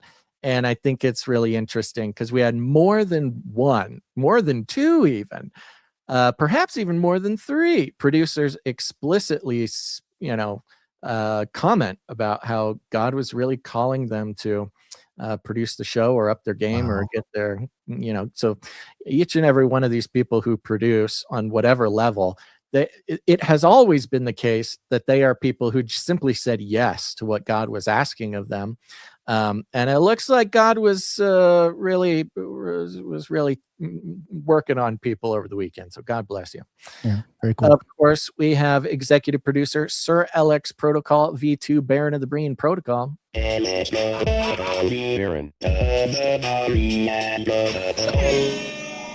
Thank you very much for $100 and 33 cents.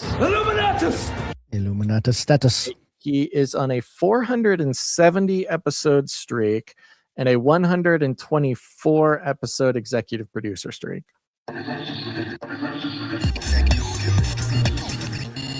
Hey, very much. Yeah, thank you very much. Hey, Basil, one of these producers or the executive producers, knights, or are they, they did not tell me. Do you recognize any of them? Well, not that they were, but I believe that they might be because we have not heard anything about it, but we will reach out. I did not get any notes. Okay, but I do see that. I hear what you're saying. Okay. I'm just telling you, we haven't heard anything. So all right, got it. We'll open up. We will investigate. Next up, we have executive producer Sir Darren, Night of the Hungry Panda. Sir Darren coming in. Thank you, Sir Darren. Comes in for $111.11. 100 and 11. That's right. And plus fees. Thank you, Sir Darren. And Sir Darren, he's on a streak. I think he's on a 3-episode streak now. Hey. He's heating up. Heating up, Sir Darren. And he sent a note here. It says, I was at a swim meet this weekend, and it made me think of this. Quote, endurance builds character, which gives us hope that will never disappoint us. This is the last $100 in my wallet, and it's for Gonz's spiritual grit. Now finish strong, brah. Oh, thank you, Sir Darren. And Sir Darren sent a meme, or not a meme. It was a GIF of some backstroke, which was my event. So it did definitely open up some old wounds. Thank you, Sir Darren. Appreciate you. But yes, resilience and all of that is very true. I was listening to a debate recently about what sport is like the most physically taxing. And, it's hard to say because every sport is different. Somebody was saying like motorbike or something because you got to have, you can get crushed by the machine. Well, it's like, yeah, it's a physical threat. But which sport truly creates oxygen deprivation to the level that swimming does? I don't think there's any other sport. Backstroke's different because you're on your back so you can breathe. But if you get too tired, you drown. So that's pretty. Yeah, I mean, yes, like the self-inflicted oxygen deprivation and lactic acid buildup in your body is unlike anything I've experienced in other sports. But I haven't played that many sports. But thank you, Sir Darren, for reopening some of those traumas with the encouragement and endurance. Thank you. Yes, absolutely. Thank you. Last but not least, we've got executive producer Jeanette R. Jeanette R. comes in. Thank you, and Jeanette. Jeanette comes in for an amount that has a very fun jingle attached to it, and she comes in for 10101. Whoa. 1001. Amen. The robot. Thank you very much, Jeanette. I did not see a note from Jeanette as well, but we're so grateful to our executive producers.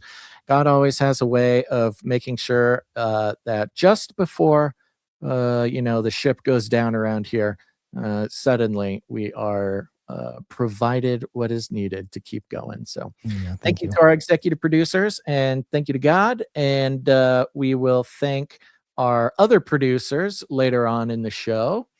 I think we wanted to remind everybody of Sir Ike's rating and review thing. Is he doing that still? I think so. Yeah. He said he was continuing with it. We did have a winner last episode. That's right. Yeah. But go leave a rating and a review on Apple Podcast or Spotify or Audible or wherever you can leave a rating and a review. Go leave a rating and a review. Great way to support the show. But then you can screenshot your rating and review and email it to canarycrysupplydrop.com. Sorry, canarycrysupplydrop@gmail.com. And you'll be entered to win a big mega box of supply drop stuff. Excellent way to support the show. Excellent way to get cool stuff that you can't get any other way. Thank you, Sir Ike. And last but not least, before we move on to the next piece of news here, I want to thank CageRattlerCoffee.com for coming and supporting the show. And not only supporting the show, but Cage Rattler Coffee. I can't stop it. We're value for value. Never tasted so good. Once the coffee starts flowing, you can't slow it down. It's a wonderful thing for the show, but it's also a wonderful thing for Canarians to have the opportunity to participate in the parallel economy. It's so rare that we really have a really good option or choice. I mean, back to Rene Girard, where, choice is not being given 10 different brands of coffee that you can buy if every choice leads to the same outcome, which is giving money to a system and corporations that hate everything you believe in. They're not interested in actually, keeping you healthy or how it actually tastes. All these coffees that are, what do? They tested all these coffees. It's just evil coffee. You don't want evil coffee. You don't want evil coffee. That's what boils down. You want good, not evil coffee, and that's what Cage Rattler Coffee is. Canarians have done it. They have journeyed the world. They have sourced the best beans from the best places, non-GMO organic coffee beans, and they get it. They roast it. Another Canarian roasts it in very small batches, unbelievably small batches, like one bean at a time. The quality is unmatched. And then, of course, it is made available strictly to Canarians like you, so that Canarians are able to have an option that isn't evil coffee. And even better, value for value, a portion of each sale comes to support the show as well. It's good for you. It's good for us. It's good for, it's just good for the world, honestly. So go to CageRattlerCoffee.com. And yes, if you were wondering, it is the best coffee. We are constantly fielding messages from people who just can't, they can't go back. Yeah. It doesn't matter if you're a coffee snob beforehand. Cage Rattler Coffee will make you a coffee snob, but in the best possible way. The coffee snob that, is coffeeing for the kingdom. Coffee for the kingdom, baby. Coffee for the kingdom. I like that slogan. There you go. CageRattlerCoffee.com. Go check it out. It's the best. You won't be sad. Yep. Okay. Let's do it. Let's talk about Tucker for a moment. In fifth generation warfare, part of what I call it a war of narratives where there's distraction, there's deception, truth, media, propaganda. Hey, it's Tucker Carlson. Evil people do evil things purely for the dark joy of being evil. Evil. Go eat each other. That's the Tucker Carlson program. Okay. Tucker Carlson, certainly one of the most interesting people for those who are awake to the fifth generation warfare. If you make a practice of trying to question every single piece of information that comes to you, even through formerly trusted sources, you have got to practice your skills on Tucker Carlson at all times. One of the most interesting characters, of course, he started on Fox, or started on CNN actually, then went to Fox and then went independent. And basically, so the other day I found out that the CIA there are people out there who are convinced that Tucker Carlson invented the podcast, because it really wasn't until Tucker Carlson that a certain generation fully were embraced, fully were incentivized, and the history of podcasting is a very sensitive topic for us, of course, because we started in 2012 where nobody knew what a podcast was. You had to call it internet radio. And then when celebrities started doing podcasts, then, people started to learn what it was. And then people started doing videos on YouTube and calling them podcasts, which is not technically a podcast, but nobody even knows that now. And then it was like when Tucker Carlson started a podcast and an internet television show that suddenly pretty much everybody born, before 1980 was suddenly on board. They were podcast fiends, man. They can't stop. And look, I think a lot of good things have come from Tucker Carlson. There's also been a lot of questionable things. Of course, if you have listened to anybody sort of itemize the strange things in his past, directly connecting him not just to the CIA, but actually to specific CIA operations. And of course, notwithstanding his father's very well-known role in CIA, et cetera, et cetera. When you are awake to the fifth generation warfare, you can like somebody or not like them, but also understand that the game being played is significantly more complicated than, we would like it to be. It's just I'm thankfully everybody's kind of coming to the point where we understand now that it's not necessarily the Illuminati versus the good guys, right? It's a very complicated. That's what they would like us to believe. Maybe that was an epoch. It was like an era where maybe more of that was sort of true, but or maybe it's just like so much. Maybe that was the understanding that was useful, right, at the time. Even God sort of, walking his people into truer understanding. There's there's he can do these things in phases. But so Tucker Carlson, love him or hate him, was a huge part of the PsyOp over the weekend. And I'm going to play a video here.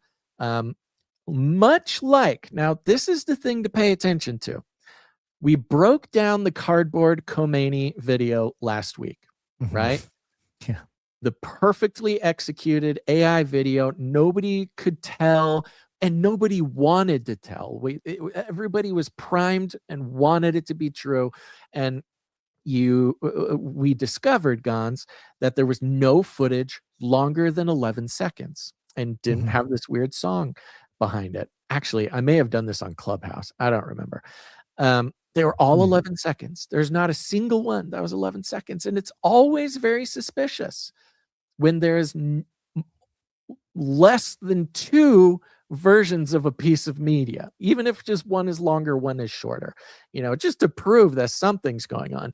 Long story short, this was one of the clues that led us to discover that the Cardboard Khomeini video was fake about 24 hours before anybody else. Now, this Tucker story started out, and I noticed that all the clips of this Tucker story were 2 minutes and 33 seconds. Oh, interesting. And I go, interesting. There has to be a longer one. This is seriously one of the most effective questions to ask yourself when doing research. Okay. You see something, you should automatically assume it's fake now, which we'll get into. And then you say, okay, is there a longer version? Is there a different angle? Is there anything?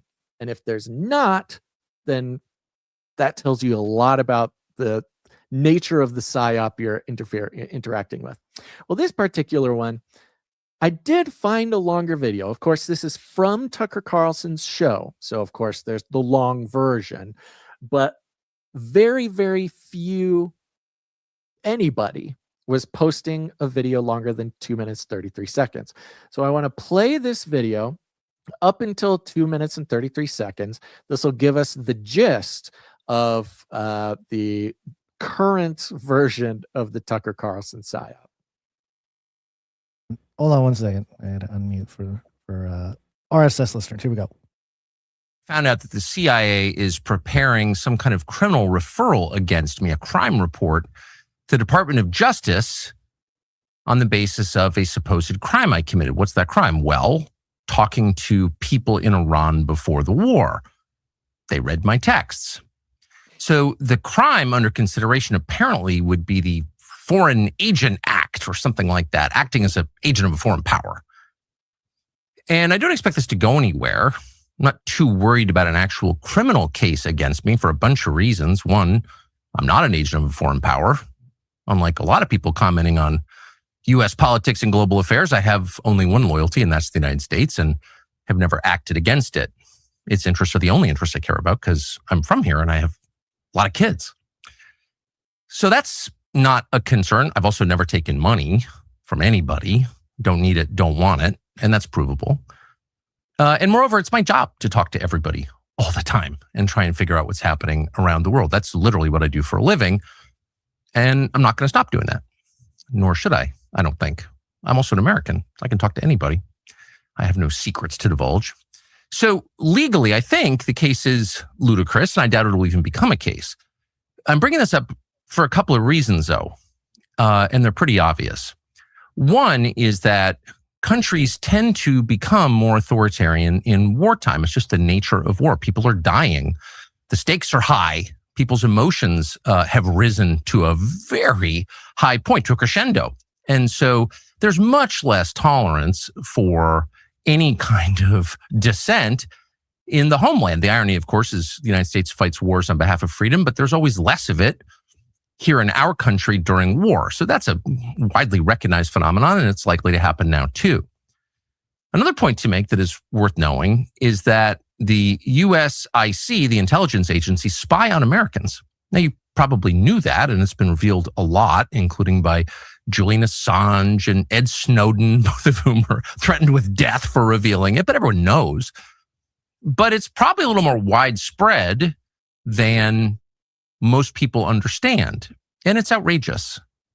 There's no justification for your government, which you own, you're a shareholder in it, you pay for it, to be violating your privacy like this. But it happens all the time. There you go. That's 233 right there. 233. Okay, that's the widely spread video. Now, just to review, what Tucker's saying is that before the war started, he was in contact with Iran. I don't think the president or the supreme leader, but he was in contact with someone important in Iran before the war.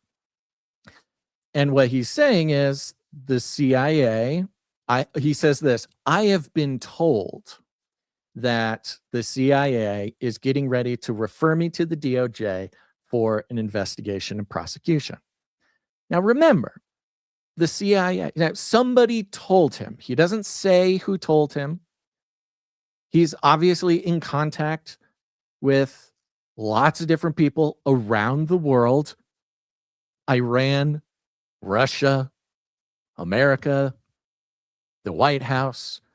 He's got all sorts of people that he talks to. Somebody told him that the CIA is coming after him. Now remember, Tucker's dad is sort of infamously a very effective CIA person. Don't know if he was exactly an agent, but it was this sort of liaison position with the news and journalism and CIA. And Tucker Carlson, while his dad was actively in the CIA, the way he says it is his dad told him to get into journalism.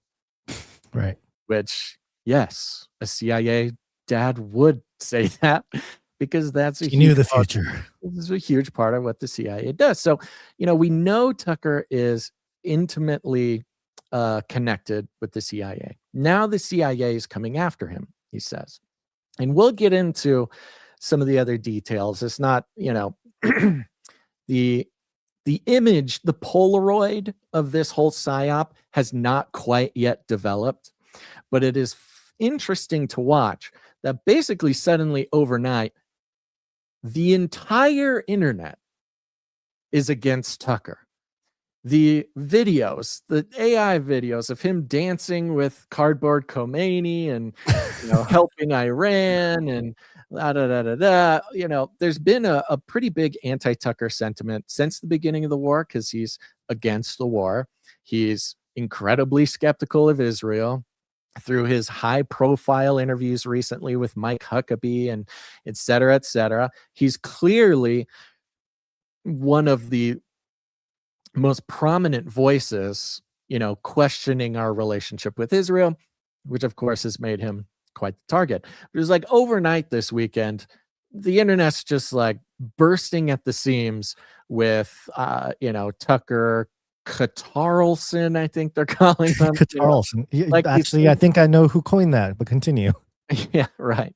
Stuff like that. And again, when you see these huge swings of sentiment overnight, that should kind of, ring your bell a little bit.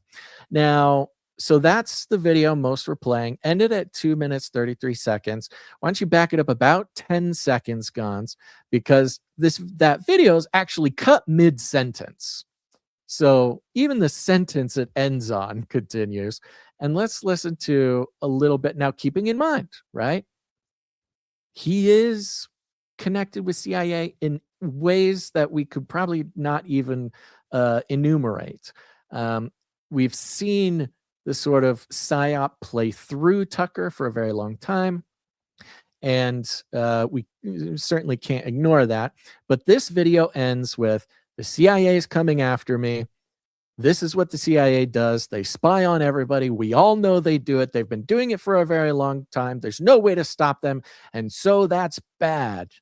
And then let's play the rest. There's no justification for your government, which you own, you're a shareholder in it, you pay for it, to be violating your privacy like this. But it happens all the time. And in fact, one of the reasons that CIA, or people within CIA, just to be clear, it's a huge, sprawling, disconnected agency. What it does in a specific case doesn't represent what everybody in the building thinks, but there are some people who are mad at me for my views about Israel. And they have some latitude. And one of the reasons they pass on criminal complaints, in effect, to law enforcement is to justify warrants for spying on Americans. So that is an absolutely real thing.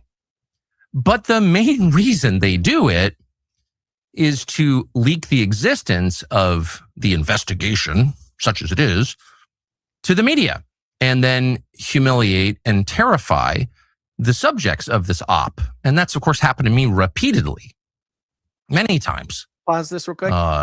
Including in... So right there, a huge part of the Tucker Carlson conversation is, oh my gosh, the CIA is going to get him. They're going to get him. He thinks he's going to get got. He is so busted. He knows he's in big trouble. But they cut out this part where he explains something that we all know really well, which is many times. Again, there's this whole sort of structure of hierarchy about how, quote, an investigation gets done. It's a criminal referral, not that necessarily it's an investigation by the CIA and blah, blah, blah. But he lays out one of the most important ways that the media is sort of weaponized, and specifically in the context of lawfare. And we saw this a lot with Trump too. Sometimes a leak about an investigation goes out specifically just to create the news about it, to start the sort of dominoes tumbling, to make something very inconvenient for somebody. The funny thing with this one is it seems that Tucker Carlson is the one leaking that there's an investigation about him. So he's sort of describing the process by which he himself is doing. He's kind of describing his own process, which in the logic of his rundown here would mean CIA Tucker is leaking an investigation by the CIA specifically to get the rumor mill going, flare everybody up, change the conversation, get it, create the news by leaking the news. Now, he says someone he knows told him that the CIA is referring him to the DOJ, but him saying this was the first anybody ever heard of it. So he himself is doing the role that he says the CIA is doing, or someone in the CIA. And I even love what he says right off the bat too, because he just finishes with like, the CIA is wrong and that's bad and nobody should do that. But not everybody's bad in the CIA. There's a lot of people I love in the CIA. Some people in the CIA can do whatever they want. They're really getting me here. It's just so kind of this like, I don't know, in a similar way that, I will very earnestly and honestly say out loud and get yelled at for it by saying, there's certain things I'm grateful to the CIA for. Gas is cheaper than anywhere else in the world. America's power. We got it. Oh, dude. If you don't think that America is the cheapest gas pretty much in the whole world, then you haven't gone anywhere else. Other countries sell gas by the liter, and it'll be like 2 or 3 times more what America spent. So I get it. Gas is expensive. I get it. It's not fun. It's all relative. But America has the cheapest gas in the world, maybe besides like the guy who lives next to the oil well in Saudi Arabia. So anyways, you get kind of what he's doing here. On one hand, if you're not paying attention, you'll miss the logic here. The logic is he himself is leaking the info about an investigation. In this leak, he says, sometimes the CIA will leak info about an investigation just to cause trouble for somebody. And there it is. Okay, let's keep going. Famously, 2021, when I was still at Fox News and trying to set up an interview with Vladimir Putin, and the NSA, I heard from someone there, had grabbed my text messages with an American citizen and had leaked them to news outlets. Those texts were basically my attempts to set up an interview with the foreign head of state, and they leaked them to the New York Times in order to stop the interview, which they successfully did, by the way. And they admitted that they were spying. I mean, this is not a fantasy. It actually happened. They did it again 2 years later. My second attempt to get a Putin interview, I managed to get it anyway, and they've done it since. And so when you get a call from a reporter who knows the contents of your texts, it's pretty clear something's going on. None of this, in my judgment, as of right now, is a huge threat to me. So I'm not making this video to complain about it or whine or ask you to send me money because I'm under attack. I'm saying it because it's true, and you should know what your own government is doing, and you should know what the stakes are. And you should know that a lot of what happens in this country that affects outcomes happens behind the scenes. Some of it is legal, some of it is not, including what I'm describing now. But it has an effect. And the intel agencies, again, not everyone in the intel agencies. Not everyone. Because there are decent, hardworking Americans who work in the intel agencies are Americans, just like they're decent, hardworking Americans who work at the DMV. Love the CIA. But there are also people with agendas and grudges and no sense of restraint who are happy to misuse the power they have granted them by our elaborate secrecy laws to hurt fellow Americans for ideological reasons. That is entirely real. That's the story of Russiagate. And it's likely that things like that will begin to happen at greater scale now. So you should just know that going forward. Okay. And that's where he ends it there. Okay. So, a little bit different than what's been sort of blowing up online. Yeah. Now, I'm not going to get into all the twists and turns about the whole thing, but just to include one of the theories that was flying around. Now, let's just summarize. Tucker Carlson is leaking that there's a investigation on him. Some people don't believe it at all. However, history shows that they're pretty much always spying on Tucker Carlson's text messages. Hello. Yeah, it's a thing. It's happened with Putin. I like how he's like, oh, I got the Putin interview anyway. It's like, you think, how long do you think it would take for us to get an interview with Putin? It would never happen in it a would million never years. happen. No, it would never ever happen. I mean, by God's grace, who knows? If God wants Putin on this show, then he'll be on this show. Well, yeah, God can make it happen, but other than God, right, it wouldn't happen naturally. It wouldn't happen with a few phone calls, and you couldn't rebel against the man to just make it happen anyway. So a lot of people are questioning, think that he's making it up. That's one way to look at it. Mm-hmm. Other people think that it's true, and they're happy that he's going to get in big trouble. Now, of course, the question is this. What was the nature? I mean, you think of what exactly would make him some sort of traitor, right? I mean, if he was telling Iran military plans, if he was, even advocating in weird ways, trying to trick, I don't know, the president or something, if he was whatever, by all accounts, he was in contact with people in Iran before the war started. That's actually not that weird or surprising. I'm sure, similar to the Putin thing. But what was he talking to them about? Now, one interesting thing was that right before the war started, Tucker was invited to the White House, to the Oval Office, to talk with Trump. And after this meeting with Trump, the Iran war basically immediately started. Now that was maybe it was maybe it was like a day, maybe it was 2 days, but it was right after Tucker. Now there's all these theories. Fun theories, by the way. I mean, they're certainly fun theories. One of the theories was that it was propagated by Dave Smith, but a lot of other people, was that Trump knew that Tucker was in contact with the Iranians. So Trump, like he's done before, set a canary trap. We've talked about canary traps with Trump before, right? Where a canary trap is where you think there's some sort of leak, or you think somebody's a mole, or you think whatever. And so you purposefully give them a piece of information, or if there's a group, you give each person different information, and then you see which version of the information leaks, and that's how you can tell which one is leaking. So it's kind of a version of a canary trap. The theory is Tucker got called into the White House.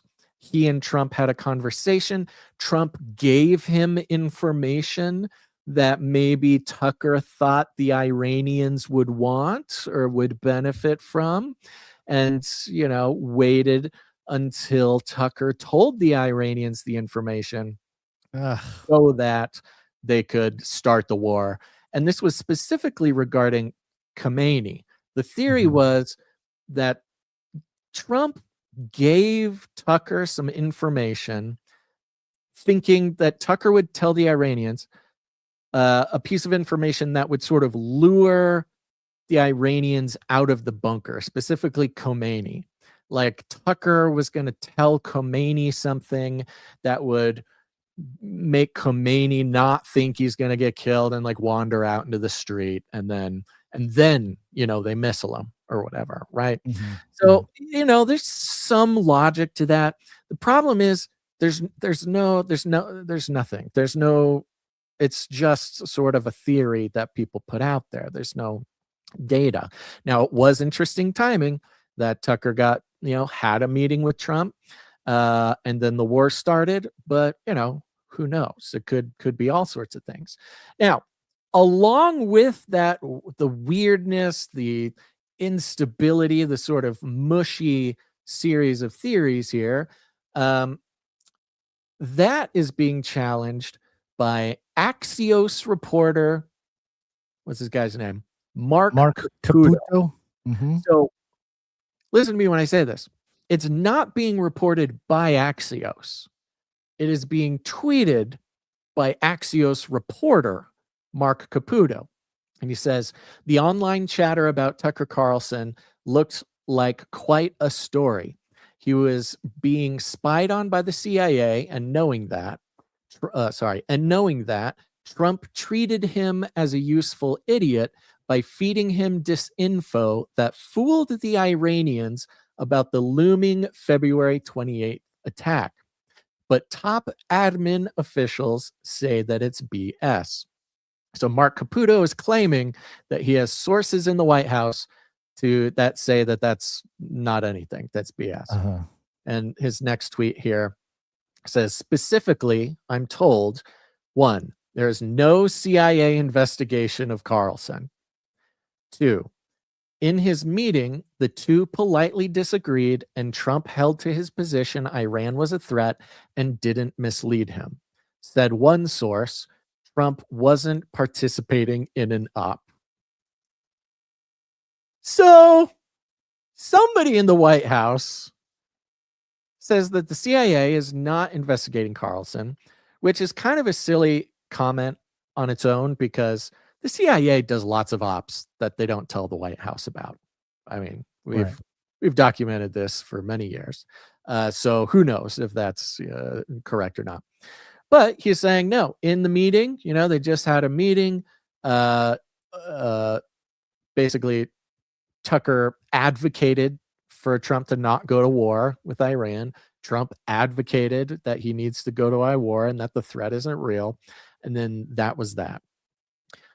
3, an addendum for folks saying that the CIA wouldn't investigate, but would only refer to DOJ for that. The NSA or another intel agency made the reference. I checked that as well. Same answer, no.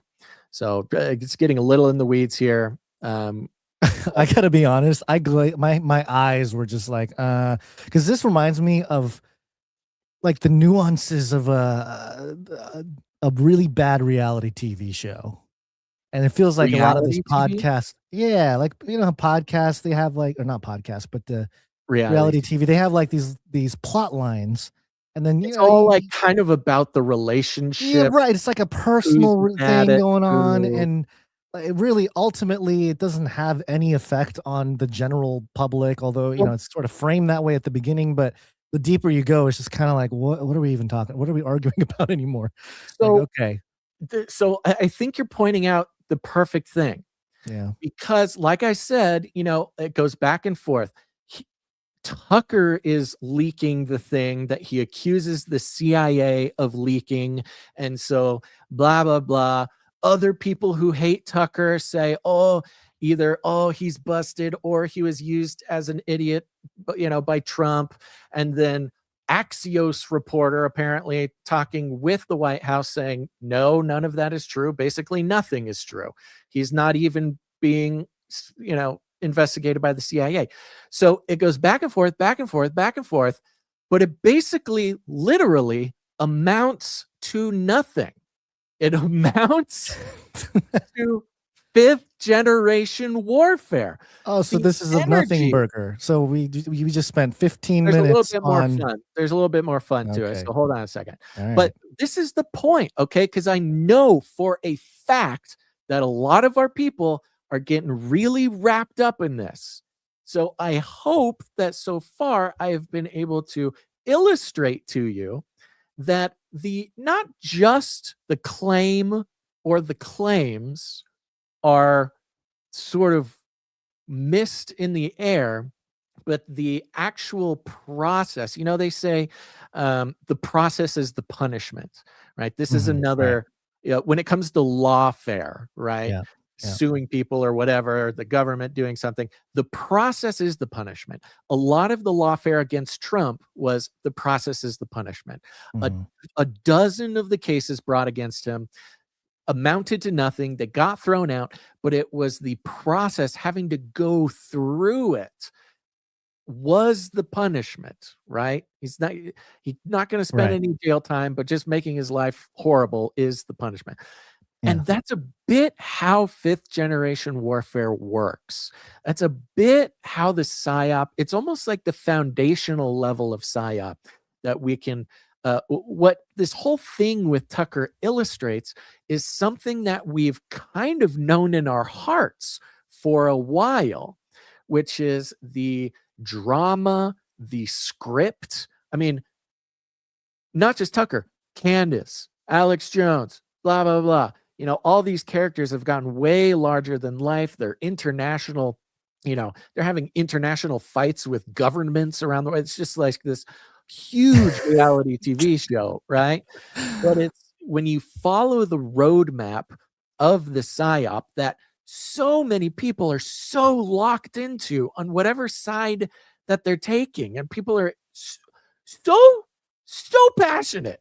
They are. This is what I ignored this because I saw the emotional reaction from all the different sides, and I immediately recognized the point you're trying to make, and I actually ignored all of this thing. Well, it's fun to it's fun to actually analyze it, right? So for the practice of analyzing it, look, we've all felt in our hearts that, geez Louise, they are just yanking us left and right just to get us to be annoyed or to tire us out, so we stop paying attention, right?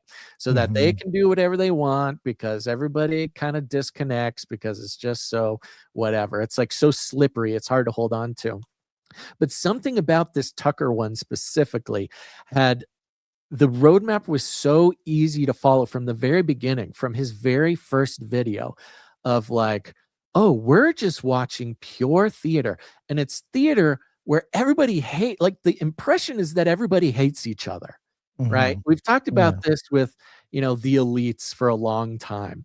Right. They at least will have this theatrical performance, or even get less obscure, politicians, Democrats, Republicans, right?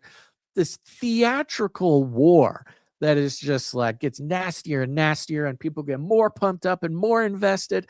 But in the end, they're all playing golf with each other on the weekends, right? This is sort of the next generation of that, because it's not necessarily politicians, but it's even this more amorphous, this more sort of abstract version where it's just podcasters. But they're not just podcasters, right? They're internationally renowned commentators that are actually in a position to make a difference. Like that's what Tucker is, really. In a way, he has a lot in common with a politician, because he's said it himself. There's clips of him saying it himself, like he's in this position where he can talk to Putin, and he can talk to Iran, and he can make a difference and communicate and spoken like a true CIA guy, just a random guy who has the ability to like change the course of history. Now, another fellow like that is Glenn Greenwald. And, Glenn Greenwald kind of represents a similar faction to Tucker, and that is the highly Israel skeptic faction. So Glenn Greenwald has this headline here: CIA prepares criminal referral of Tucker Carlson as Israel and its loyalists demand his arrest. Dun, dun, dun. And this kind of follows a little bit the purpose of that Tucker Carlson, because he even ended it with, hey, why am I telling you all this? I'm telling you all this because you're going to see a lot more of it. It's going to keep happening. We're going to keep playing this script. We're going to keep freaking you out, you know. His whole purpose of leaking his own investigation and then explaining how the CIA leaks investigations is to fill the bucket of media, of attention, fill the bucket of like media hold on people's brains.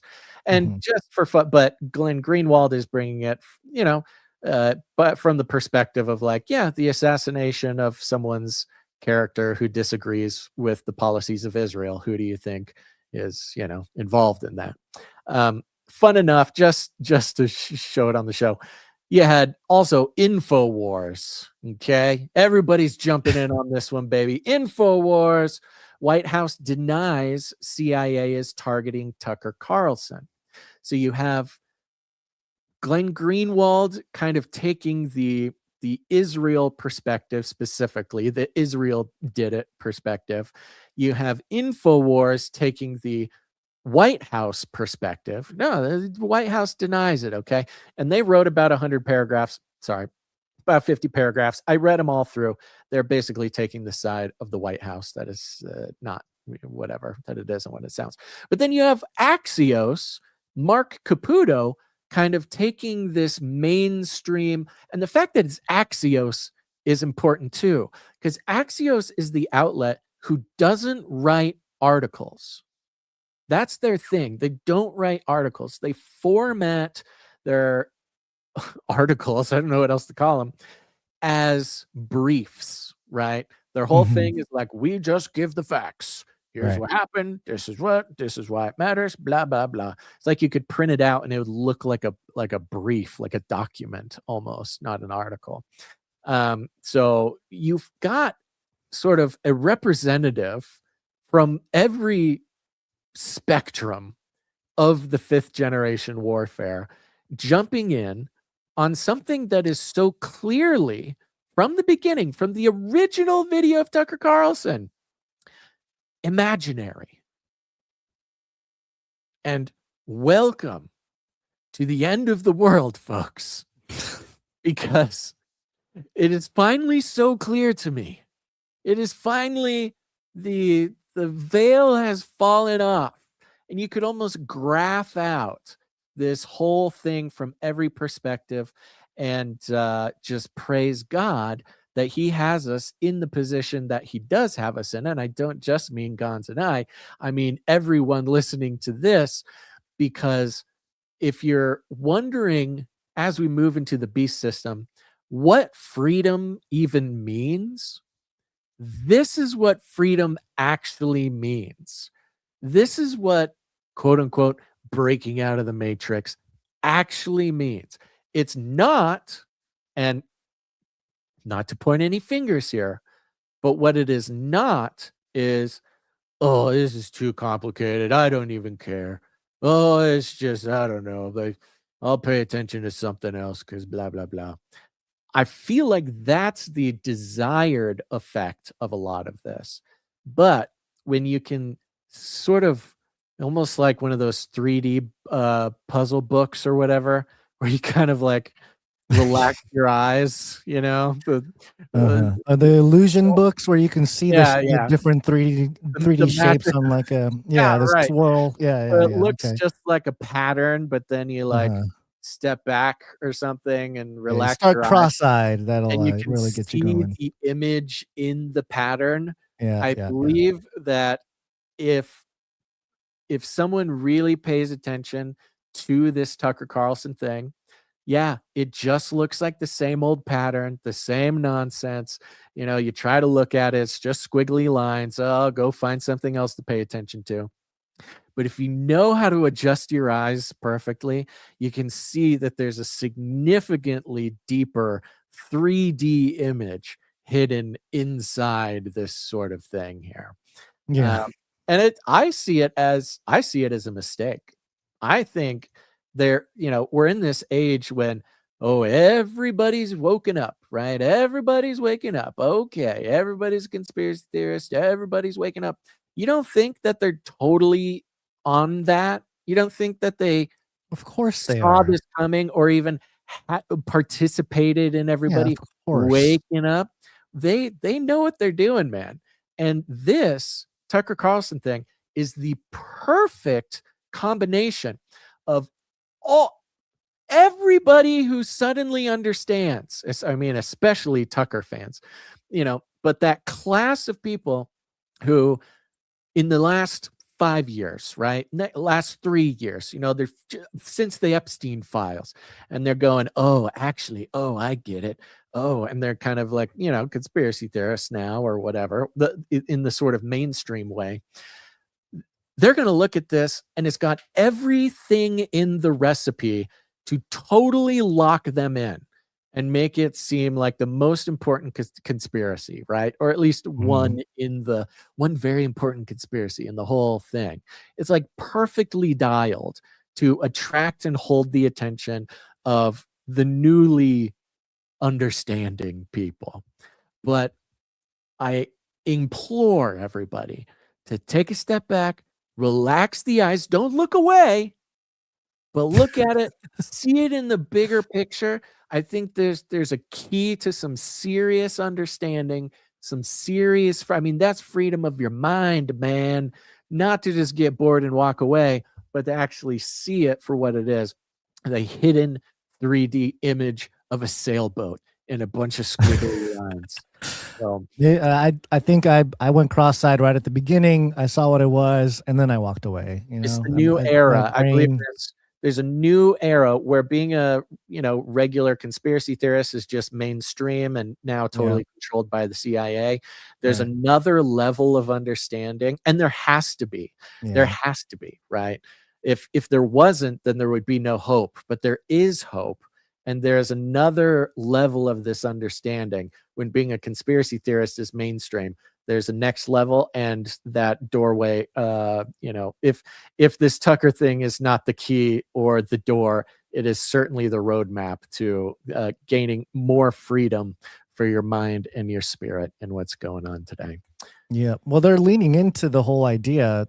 I mean, either side, it doesn't matter. Tucker Carlson just posted this a few hours ago. I think it's a sit-down interview with Glenn Greenwald, as you mentioned. Throughout the West, criticizing the Netanyahu government is now a crime punishable by imprisonment. Glenn Greenwald on the end of free speech. And they go on here with the full interview. They talk about all these issues. I listened to about 20 minutes of that before the show. It came out this morning. Yeah. And it's when I left off, they were talking about the Trump laws in the U.S. About anti-Semitism and the universities, a bunch of DEI stuff. Excuse me, DEI getting crushed in universities, but then this like new version of DEI specifically for Jews. Great. In the university.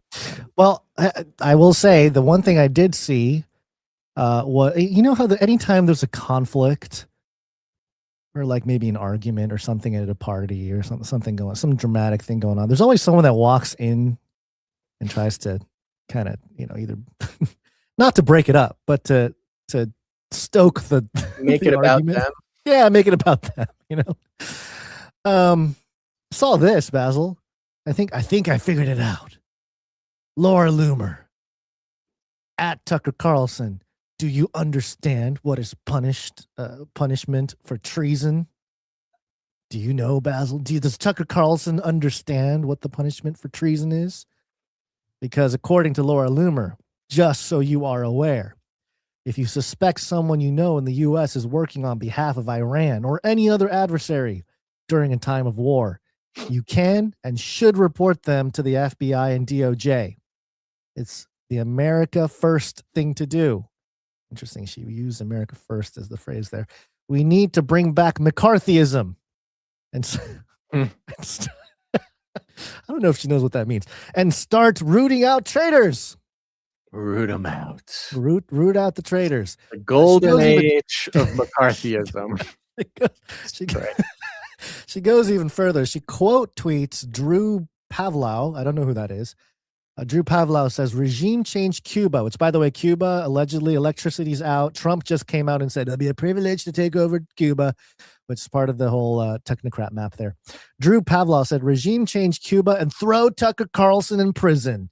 Total war against Leninism. Destroy the communist bloc. Uproot the subversives.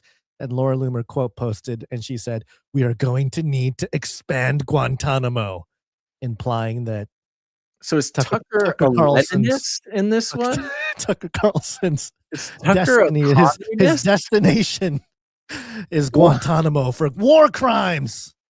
Oh, jeez. There's a secret seeing eye puzzle for you. Tucker is a Leninist and a communist. Leninist communist, yes. And I do think that it is ironic, Basil, that Laura Loomer today, she posted, I had a magnificent day at Taj Mahal. And she's in India. It's the most incredible monument I have ever seen in my life. A monument of love.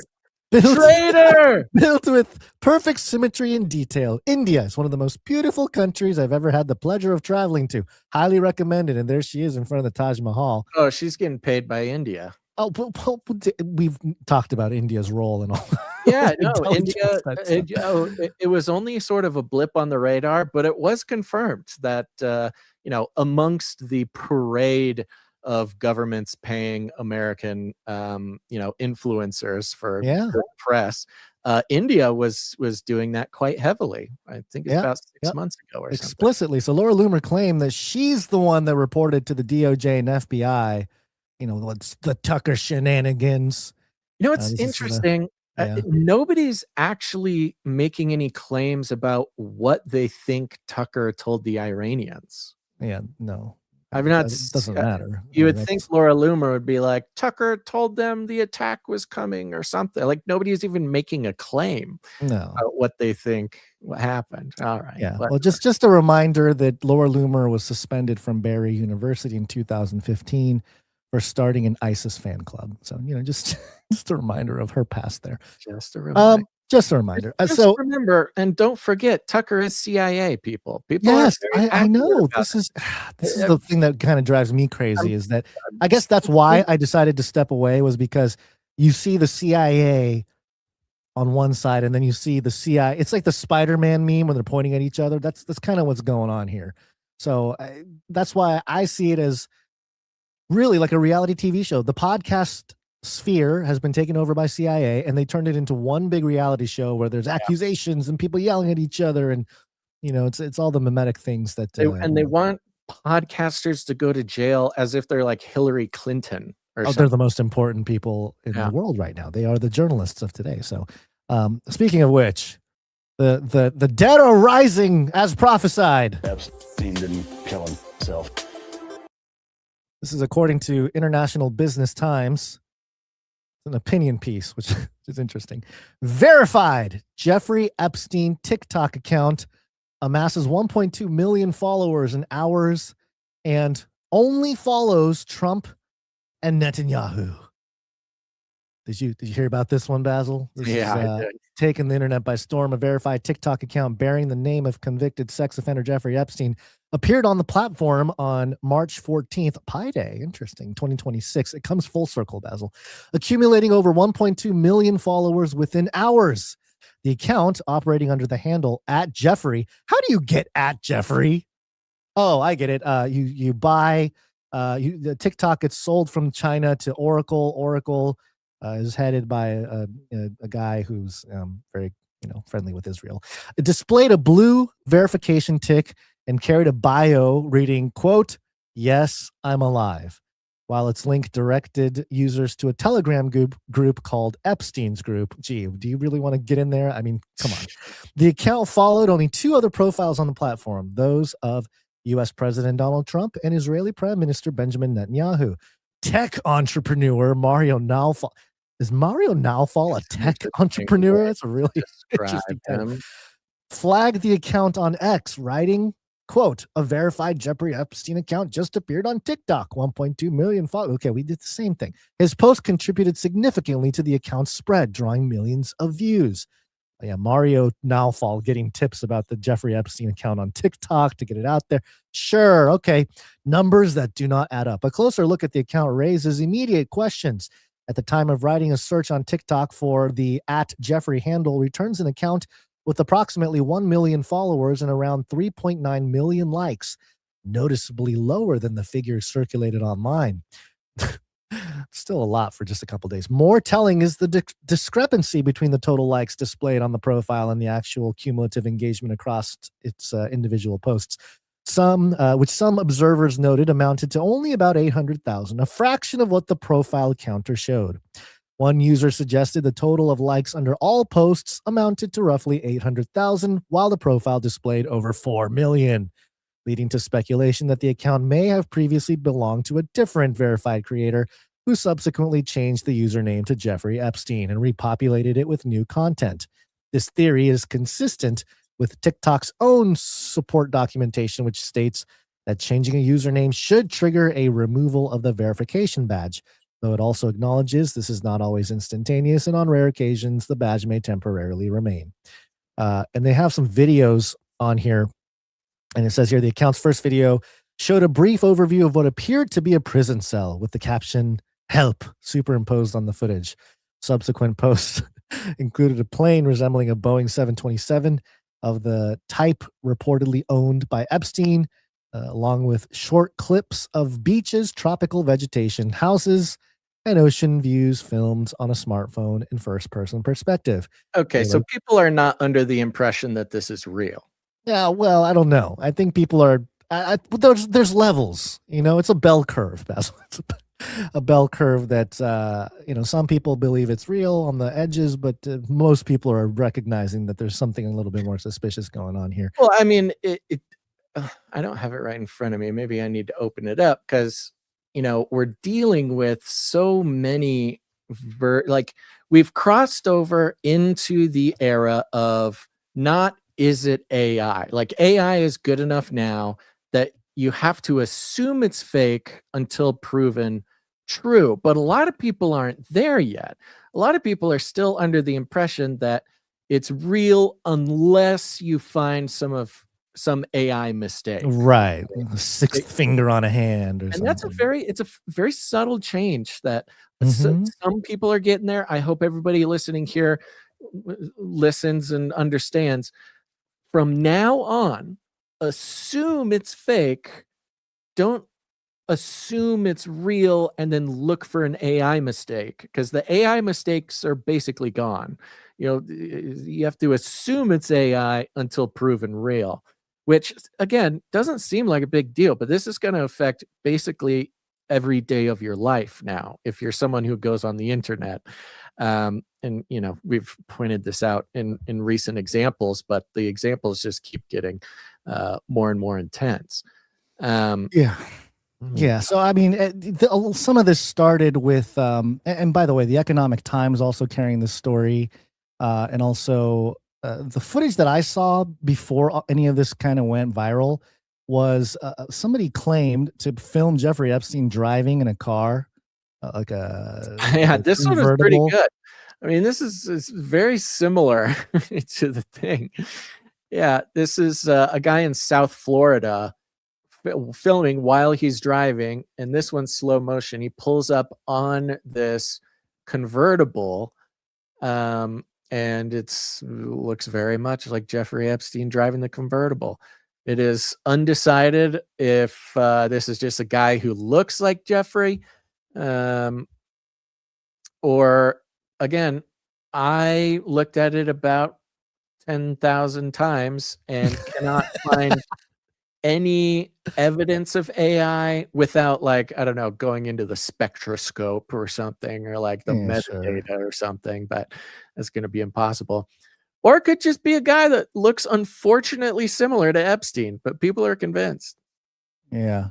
Yeah, well, that's sort of the thing right now is nothing you see, nothing you see, especially online, can be believed. And that brings us to, I guess, our last story here, more or less. PsyOps. This is concerning the alleged proof of life of Bibi Netanyahu, Benjamin Netanyahu. I'm taking this from Hindustan Times because why not? I mean, CIA. CIA. What's up? Cafe shares proof after Grok calls Netanyahu's coffee shop video deep fake. Okay, so basically for the last week or so, we've been hearing rumors on the internet that Benjamin Netanyahu was killed in a missile strike from Iran. That was the narrative. Was it true that his brother died? Was that true or was that fake too? I don't know. I think that part of the story. So the thing that's crazy is that and of course, every state account, if it's Iran, if it's Turkey, if it's whatever, they're all propaganda heads. So you can't believe any of them. But I believe the Iranian state account came out and said that it's been verified. Netanyahu died. His wife died. Potentially his son died because his son hadn't posted on X in over a week. And his son was very active on X. So that is strange that he just stopped posting all of a sudden after, I believe, the 8th of March. But so that's been the narrative, that some of his top guys may have been taken out in this regard. So that was the swirling rumors for about a week. And then just for timing's sake too, just to, I've been posting a lot of thoughts on many different issues on X, trying to get that thing monetized. I'm unemployable, Basil, in the regular normie world, so I'm gonna see if I can get this thing monetized. But anyway, I posted a couple days, or no, literally the night before the Bibi Netanyahu proof of life video came out, and let me just share with you what I wrote. Let's see, what did I say here? Okay, I said, and this is regarding the Netanyahu thing here. I said, honestly, at this point, does it even matter? How do we know the guy who might step in front of the camera next time is really the same guy? We can't, because we live in the age of deceit. Between AI capabilities, hyper-realistic prosthetic masks, human cloning possibilities, literally the only way for the public to know if any given politician or institutional leader is who they say they are is via publicly transparent genetic biometric testing standards, which unleashes the most technocratic dystopian scenario for the world. It stinks that we have to assume that everything is a lie. Everything we see and hear on social media, including everything on this application. And I have this clip from a movie, of course. Everything a lie. Everything you hear, everything you see. That's right. I'm playing the meme game, Basil. I'm playing the mimetic game, posting on X there. So I said, that's what I said. Basically, the next time this guy steps in front of a camera, how do we even know he's the real guy or same guy? The next day, Basil. The next day, Benjamin Netanyahu posts a video from a cafe in Israel.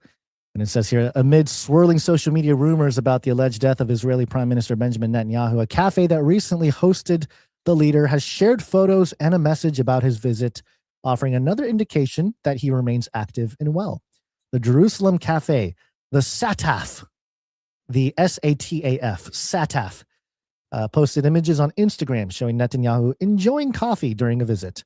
The post quickly drew attention online as speculation about the Israeli leader's well-being spread across social media platforms. Quote, "We are very happy to host the Prime Minister and his office in Sataf today.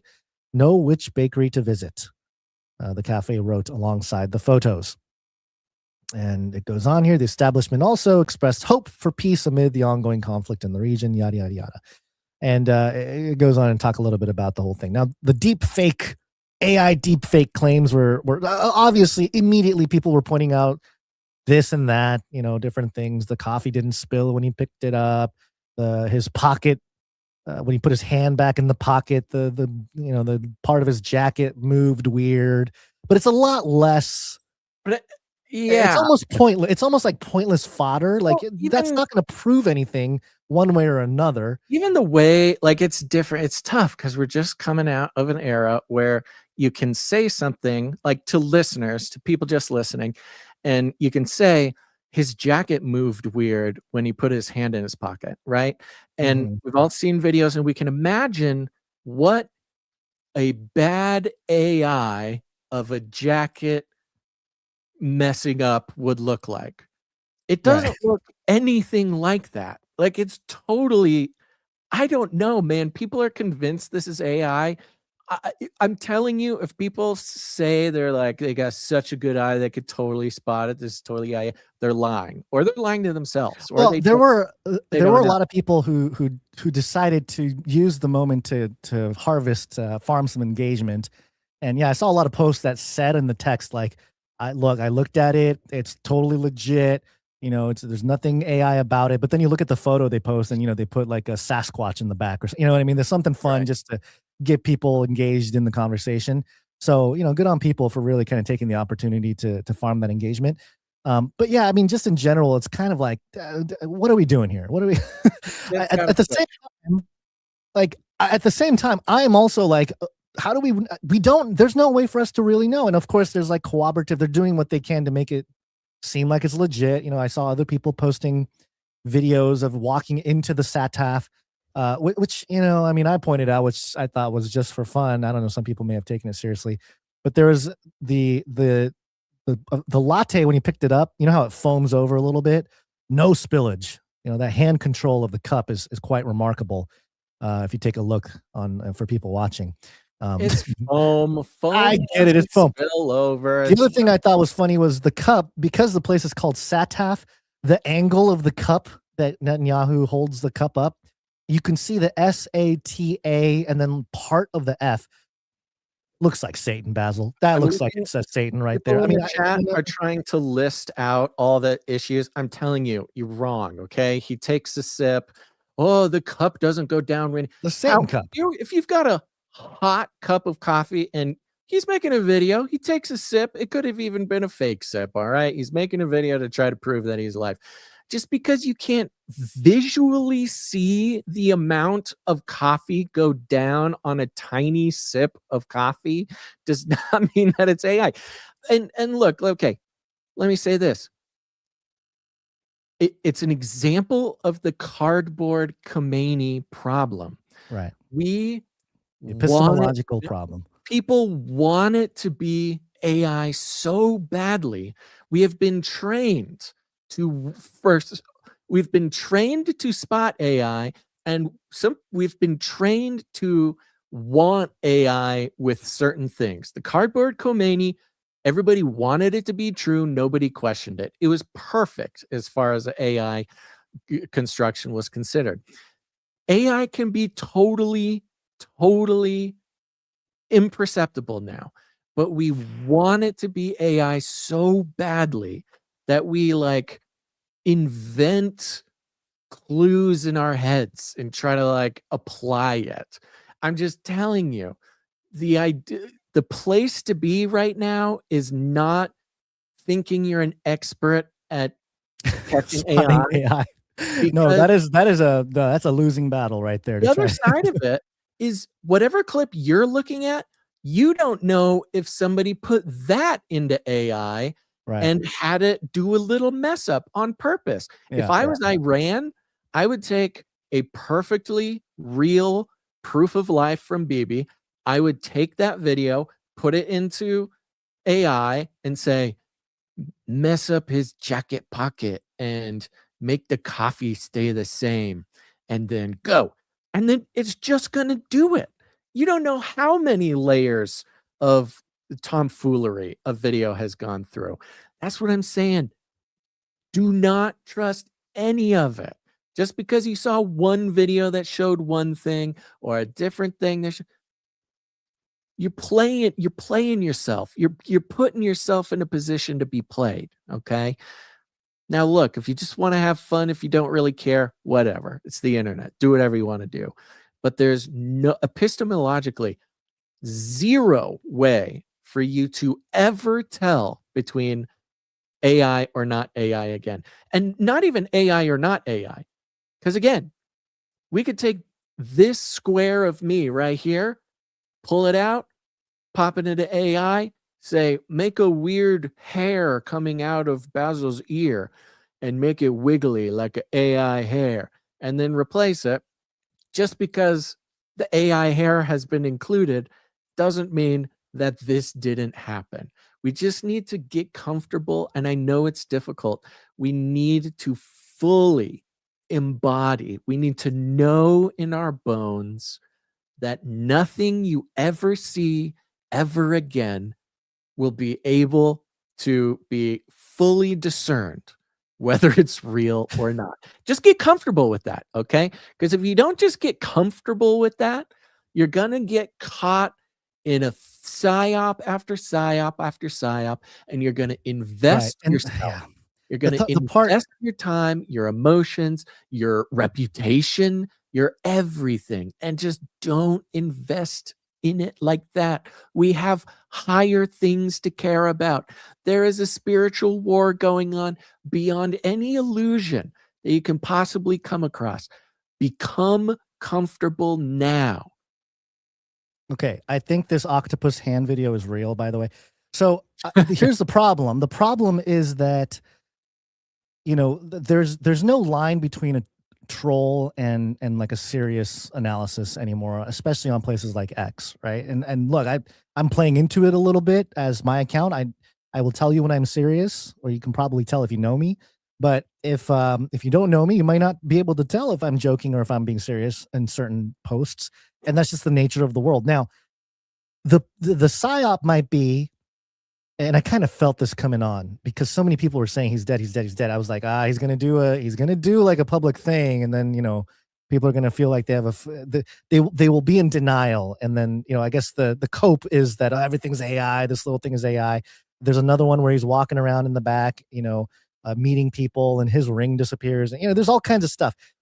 And the people that are making some of those edits, like you said, and maybe running that through AI to make it look more AI or whatever, they are participating in the PsyOp, whether they think they are or not, whether they think they're just trolling or having fun or, you know, farming engagement.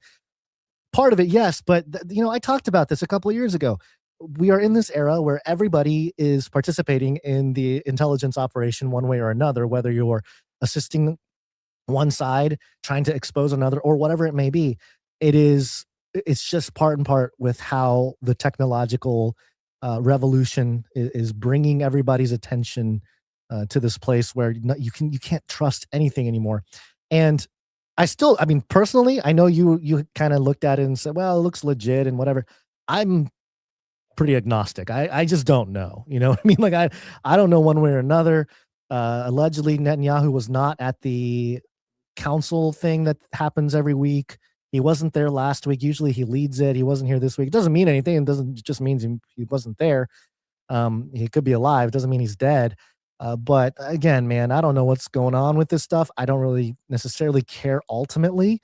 But I think it's important to keep in mind that there is, like you said, it is a spiritual war and something greater is going on here. And it's not just whether, you know, BB is alive or dead. And personally, I don't want anyone to die. You know, I don't want anybody to die in these moments in war and tensions and politics. And that's not my thing. And I know many of you feel that way out there as well. Maybe not. I don't know. There's some accounts that are really excited about BB getting killed. But yeah, I just don't think that's the appropriate heart to have in a moment like this. Now, one thing that people are not talking about, or maybe they are talking about. I miss the days where we could just... We would sit down, we'd look at a picture of Biden, and the biggest question of the day was, is he wearing a mask? Yeah. Back in the days when trying to convince your normie friend that they had fully convincing masks back in the 60s, and the CIA had done, back when it just old 6'7" Biden walking down, it's just a guy in a mask. Remember those good days, the innocent days, when maybe it was a guy wearing a mask? I miss those days. We need to bring back masks. And bring back, look at that. You've been psyoped into saying the words. We need to bring back masks, man. It's a lose-lose situation in this psyop, no matter which way you go. Well, and the worst part is too, you know, for instance, with the BB thing, you could just have a guy in a very high quality BB mask, super high quality. Yeah, you could just do that. You know, these They've had this for decades and decades. They have fully 100% high quality masks that you could sit across a table from somebody and think that they were the person of the mask. This is decades old, okay? And if you're just coming into this space without knowing that, welcome. You've got some history to brush up on. But I just missed the day of the masks. And part of me wonders, with all the AI that, what nobody's doing with the Netanyahu video with the coffee is looking to see if it's a mask. Okay. It's all about his fingers. It's all about the cup. It's all about the coffee. It's all about the shelf. Just look if it's a mask. And then God help us if they ever figure out to do a mask and then put that through AI to make sure you'll never know if it's a mask or not. I don't think I'm the only one feeling this, Gonz, because yesterday I put some of these links in here for you. It was really random. I had not really caught up on the whole, everything we were going to talk about today yet. But on my X account or my X timeline, it was like link after link, post after post, people putting these videos of the masks, the ones you're playing right here, and saying, this should be illegal. These should be illegal. It was like 6 of them basically in a row, or at least in the same day, of all these different accounts. And they're the accounts that are kind of like generally in the like right-wing truther milieu or whatever. They all basically said the same thing. They had a video of some guy showing off the mask and says, this should be illegal. Imagine what the government has. Such masks should be illegal in all countries. Should realistic masks like this be illegal? These probably should be illegal. Those are 4 real posts that I just read to you, one after the other, just randomly pulled off the timeline. And I think there's a mask PsyOp going on right now. It's a random thing. You know what? I just realized that I think I got some mask jingles. If you're working alone, wear a mask. The mask's not for you. It's to protect the people you care about. Hey, Oh, it's a different mask, but that makes it a reusable jingle. The layers of the PsyOp are many. We got this one too. Hold on. The evidence is simply overwhelming. Masks keep Californians healthy. Okay. Oh man. Somebody go find out if Gavin Newsom is wearing a mask. I really want to know if that golden dome is really for sure. There's masked Gavin Newsoms. We mentioned earlier at the top, Cuba came up. Yeah. There was this link just dropped. I put it. Well, I have the Trump clip talking about Cuba. Can we play that? It's about 30 seconds. 30 seconds. The one I have is a little bit longer, and I thought it would have a little bit more context, maybe. Okay. Because I think the quote, I can read the quote to you. Well, I think both quotes are in this one too. So I know. I've just thought some context would be good because he's asked this in the Oval Office by Peter Doocy. Okay. Hold on one second. The one you sent is loading. I don't know why it stopped working, but responding to. Okay, here we go. Here's Trump. I was just with a fantastic person who's Cuban and made a fortune in sugar, Fanjul family, right?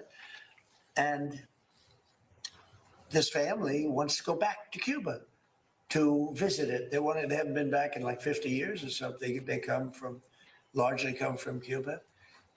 And we'll see what happens. They were asking me about that. They want to go back, not only Fanjul, a lot of Cubans have said, oh boy, would they love to go back. I think Cuba, in its own way, if tourism and everything else, it's a beautiful island, great weather. They're not in a hurricane zone, which is nice for a change. They won't be asking us for money for hurricanes every week.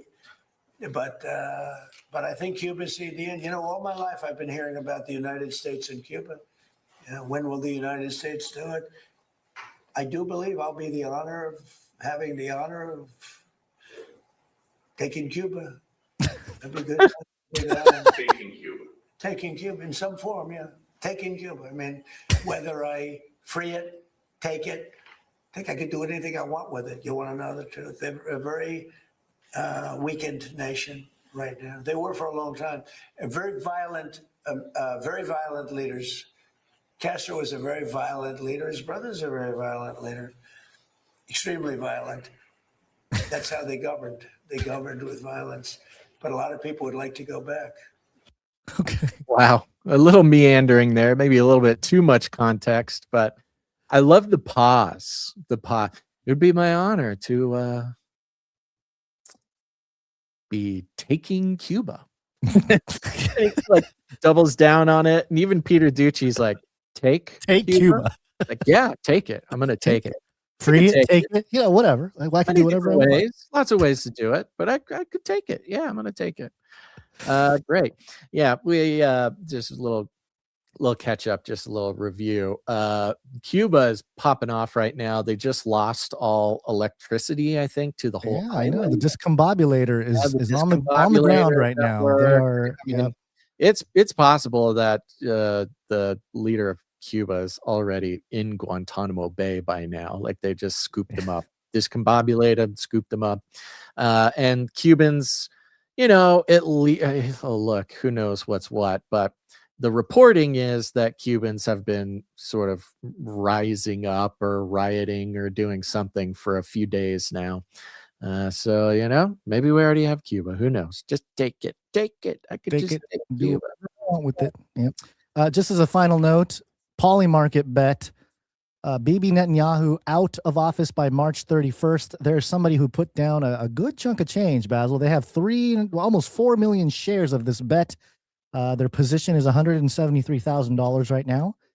That's a pretty big bet. If Bibi Netanyahu does leave office by March 31st, he will make $4 million. Okay. Well, I wish him the best. Or he's just doing that to lure other people into the bet, and then he's going to sell his shares. He's going to sell his share. Yeah. The game is multi-layered, folks. Don't gamble. Hello, Kat. All right, let's. We got a few more producers to thank, keeping the show alive. We are very appreciative of them. These are producers who come in. They say, "Oh, I get it. If nobody puts value into the show, then nobody will get value out of the show. I see. You can be a moocher for your entire life. That's okay. Lots of people do it, but just know that the Lord is using people out there, and He uses them in individual ways. No two producers are the same. But we want to thank some of our producers who came and supported us financially under the executive producer amount. And they did that by going to canarycry.support.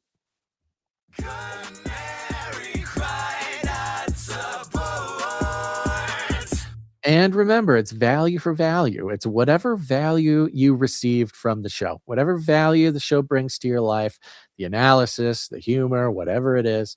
If you have not yet decided that you cannot believe a single thing that you see on the internet, I hope that this episode brought you value. And then, it's like the woman at the temple. It's like the widow at the temple in the New Testament there. Doesn't really matter how much exactly the dollar amount or even the cents amount is.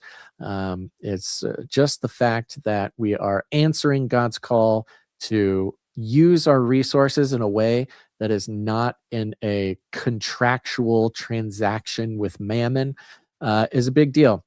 And producers understand that. And I think that there are producers living this out, this sort of higher level kingdom economics. And we're just so blessed that they are. So we've got a couple producers here. Producer Cynthia M. Cynthia M, thank you very much. Yeah, producer Cynthia M comes in for 3333. Oh, Illuminatus. Thank you very much. Illuminati handler Cynthia M. Appreciate it. Producer Rebecca T is back. Hey, Rebecca T comes in for 2332. Ooh, I see a 3-3 in there. Try to sandwich it in a couple of twos. And let's see. Rebecca T is on a 6-episode streak. Hey, she's on fire. You're on fire, Rebecca T. Thank you very much. Next up, producer Monica comes in for 1001 1001. 1001. Amen. Thank you very much, Monica. Monica sent a note here. Happiest of anniversaries to you guys. Thank you for bringing the light of Christ to a dark world and for giving so much of yourselves for the sake of the gospel and God's people. Much love to you and your families. Thank you very much, Monica. God bless. Appreciate that. Let's see. Next up, we've got producer Happy Anniversary. What? It's producer Happy Anniversary. Okay. I don't know how you did that, producer Happy Anniversary. Apparently, I have no idea, but that's maybe this is our first actual CIA producership, you know? Producer Happy Anniversary. I don't know. This is making me question a lot of how our system even works. You know, I didn't think somebody could. Well, did it come in on, was it on PayPal? No, it was on Stripe. It's on Stripe? Well, you know, Stripe is going to buy PayPal is what I heard. So, you know, maybe it's all Peter Thiel. It's possible. Oh, dang it. I tried to log in so I could figure it out, but I can't see. Hold on. Distract him. Me? Distract him? Distract him. Blockchain. There's blockchains. There's the Howard screen. Oh, here, I'll do this. Clips of Hitler in the same Satan cafe. Okay, I'm done. Emerged. I got it. I got it. Okay. I'm just trying to log in. It's a whole thing. Customer name is Happy Anniversary. I have no idea how you did that. All right. Is there a note? No, not that I see.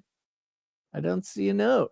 Happy Anniversary is the name on the card, apparently. Wow. Okay. Yeah, well, thank you very much. Somebody, yeah. Happy Anniversary. That's like the most.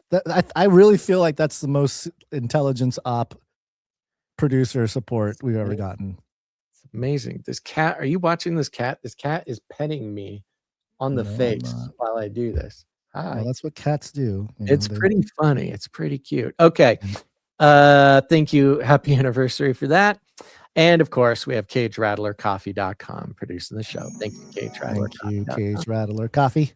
I got so when you come in, you produce the show for $7.77 or more. That entitles you to have a note read on the show if you'd like. When you come in under $7.77, we'll be thanking you on Wednesdays, usually because the people coming in under that amount are on big long streaks, and we thank them very much for that. Yep, did you grab the piece of art? Oh, I did not. I should have mentioned it. It's on the art thing. We can save it for Wednesday. Yeah, we might have to. Save it's that's take fine. a minute to pull it up. Save it for Wednesday. It's from Ianon. It's great. Okay. Thank you, Ianon. We'll do that on Wednesday. Appreciate you. Let's see here. You know, I will mention the Canary Cry text message alert system, which you should get on. I've been trying some experiments. I think I figured out some ways that like it was being blocked. So I think it should be going through to some more people. But here's the thing. Look, you should text the word canary to 877-740-3226. Again, just the word canary to 877-740-3226. And then I personally will send you a text just a few minutes before every show so you can decide if you want to watch it or not. You don't have to trust YouTube to send you a notification, which they usually don't. And the fun part is after you get the notification and you come and you watch the show and you fellowship with everybody, you can text us back at that number. I read them. I love them all. It is too expensive for me to converse with you via text, but I do get them and read them and appreciate them very much. The cat is now walking on the soundboard, so if any weird jingles go off, I apologize. Let's see here. TDL Prez says continued prayers for the squatting cop. Love y'all. Godspeed. God bless. Yeah, I'm praying for TDL Prez's real estate squatter. in his house. Let's see. 661 texts and says, if only CCNT would implement the live tag for podcasting 2.0, we'd be able to listen on new podcast apps. JS. I thought we got help doing that. Maybe it didn't happen. We talked to some people that were supposed to help us with that, and I guess maybe it didn't happen. I don't think we're doing it for the live though. Oh, for live, yeah. No, we don't. We really should do the live streaming, not the live streaming video, but the live audio on the podcast apps. Yeah, we do need to do that. If anybody knows how to do that, CCTT, you have been get in contact. Let's see here. It's 250. Cat texts and says, man, does it ever have me questioning reality and my sanity? Catch you on the flip side. I'm praying for you both. Thank you very much, Cat. Thank you. Appreciate it, Cat. Let's see here. Who's this? Been listening to y'all the whole time. Lord bless and keep you. Thank you, 228. So there you go. Oh, who's this? 406 says, happiest of anniversaries to you guys. Thanks for bringing the light of Christ to the dark, dark world and for giving so much of yourselves for the sake of the gospel and God's people. Much love to you and your families. Oh, thank you, Monica. Oh, that was your producership. No. There you go. Text the word canary to 877-740-3226. Get on it. Get on it. Get on it. Anything else, Gonz? What do we got? Envisidon coined a phrase that I think we can use. There's a couple phrases that I think we can coin here. One of them is Bible LARP. I think there's some Bible LARPs out there. Yeah. But the other one that I like is PsySlop. You know, like a PsyOp, but it's slop, so it's PsySlop. Yeah, that's a good one. That's a good one. I think we can lean into that one. So I'm sure an influencer of some level will start using that, you know, a few months, a few weeks. Told you this? Who are It's just Envisidon, you know, Envisidon. It's a quantum altered X on X. He's the one that's been tracking the Donald Trump as a time traveler for like 10 years. You know, he's been really on top of it for a long time, documenting it. And he actually made a post a few days ago saying, I'm coining it now, PsySlop. If anyone sees it. So I want to jump on that train now because I think that's a good one. I think people will pick up on that eventually. It's more descriptive for sure. Yeah. Really makes and sense. There's some degree of power in not using the names given to us, using alternative ways of describing things. Yes. Often the phrase is the PsyOp. Yes, it is. That's right. Yeah. All right. Well, there you go. You good to go? Should we think? I'm good to go. Yes. Okay. Oh, yes. Timestamp. Timestamp. It's hard work. Timestamp. Morgan E came in with the last episode of Timestamps. Appreciate you, Morgan E. Thank you, and, Morgan E. I'm seeing Jade Bouncerson currently operational. She's for this on it. episode. She's So on we it. will She's thank her doing it next episode now. as well. Yep. Thank you, Thank you. Timestampers. Thank you to Jam for heading up the Telegram channel. Thank you to Adam42 for heading up the Discord channel.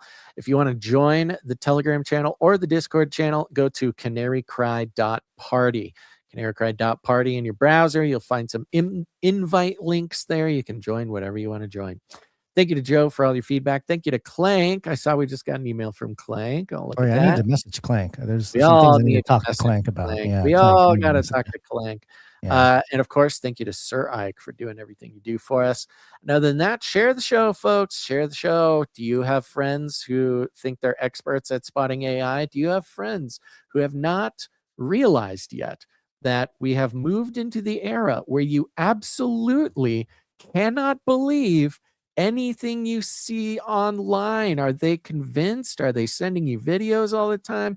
It's not even about whether it's real or not real. It's about the state of mind, folks. It's about the understanding of the illusion.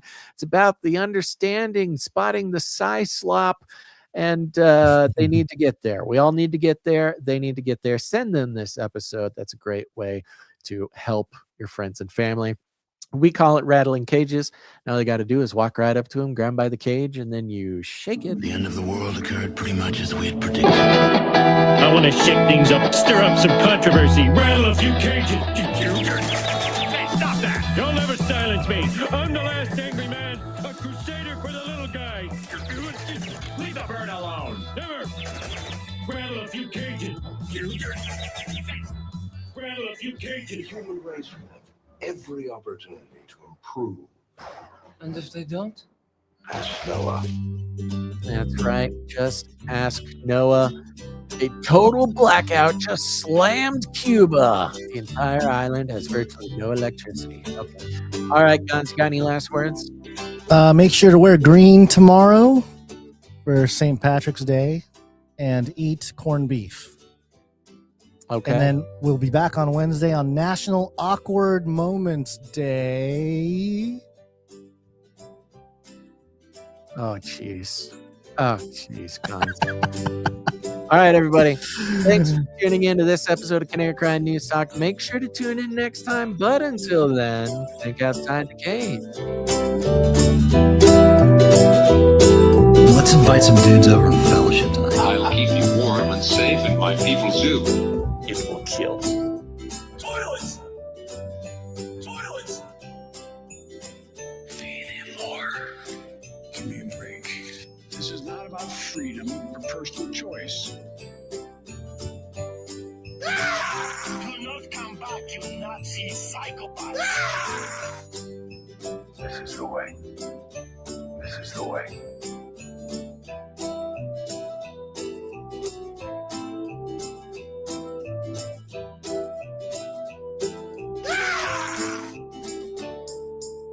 Remember, reality is an illusion. The universe is a hologram. Buy gold. Bye!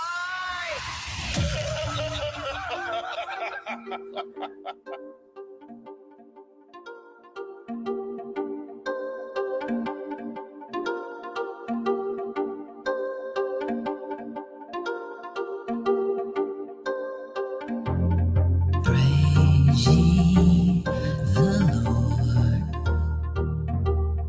Praise ye the Lord.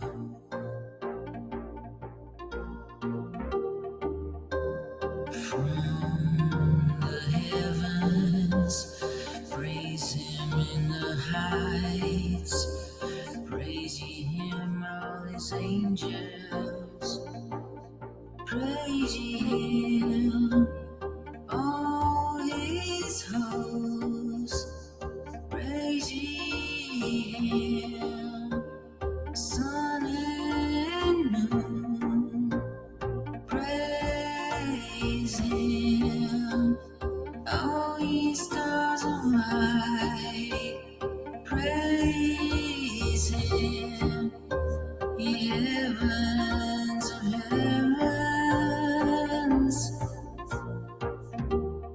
And ye waters that be above the heavens, let them praise the name of the Lord.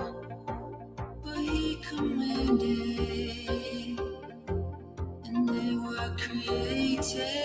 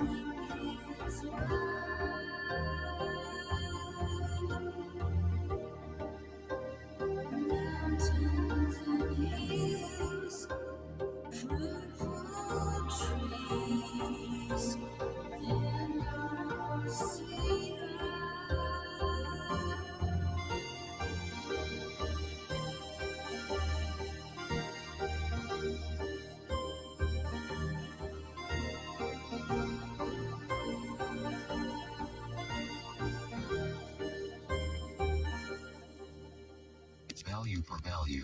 We take no money from corporations, commies, or cartels. Canary Cry, that's a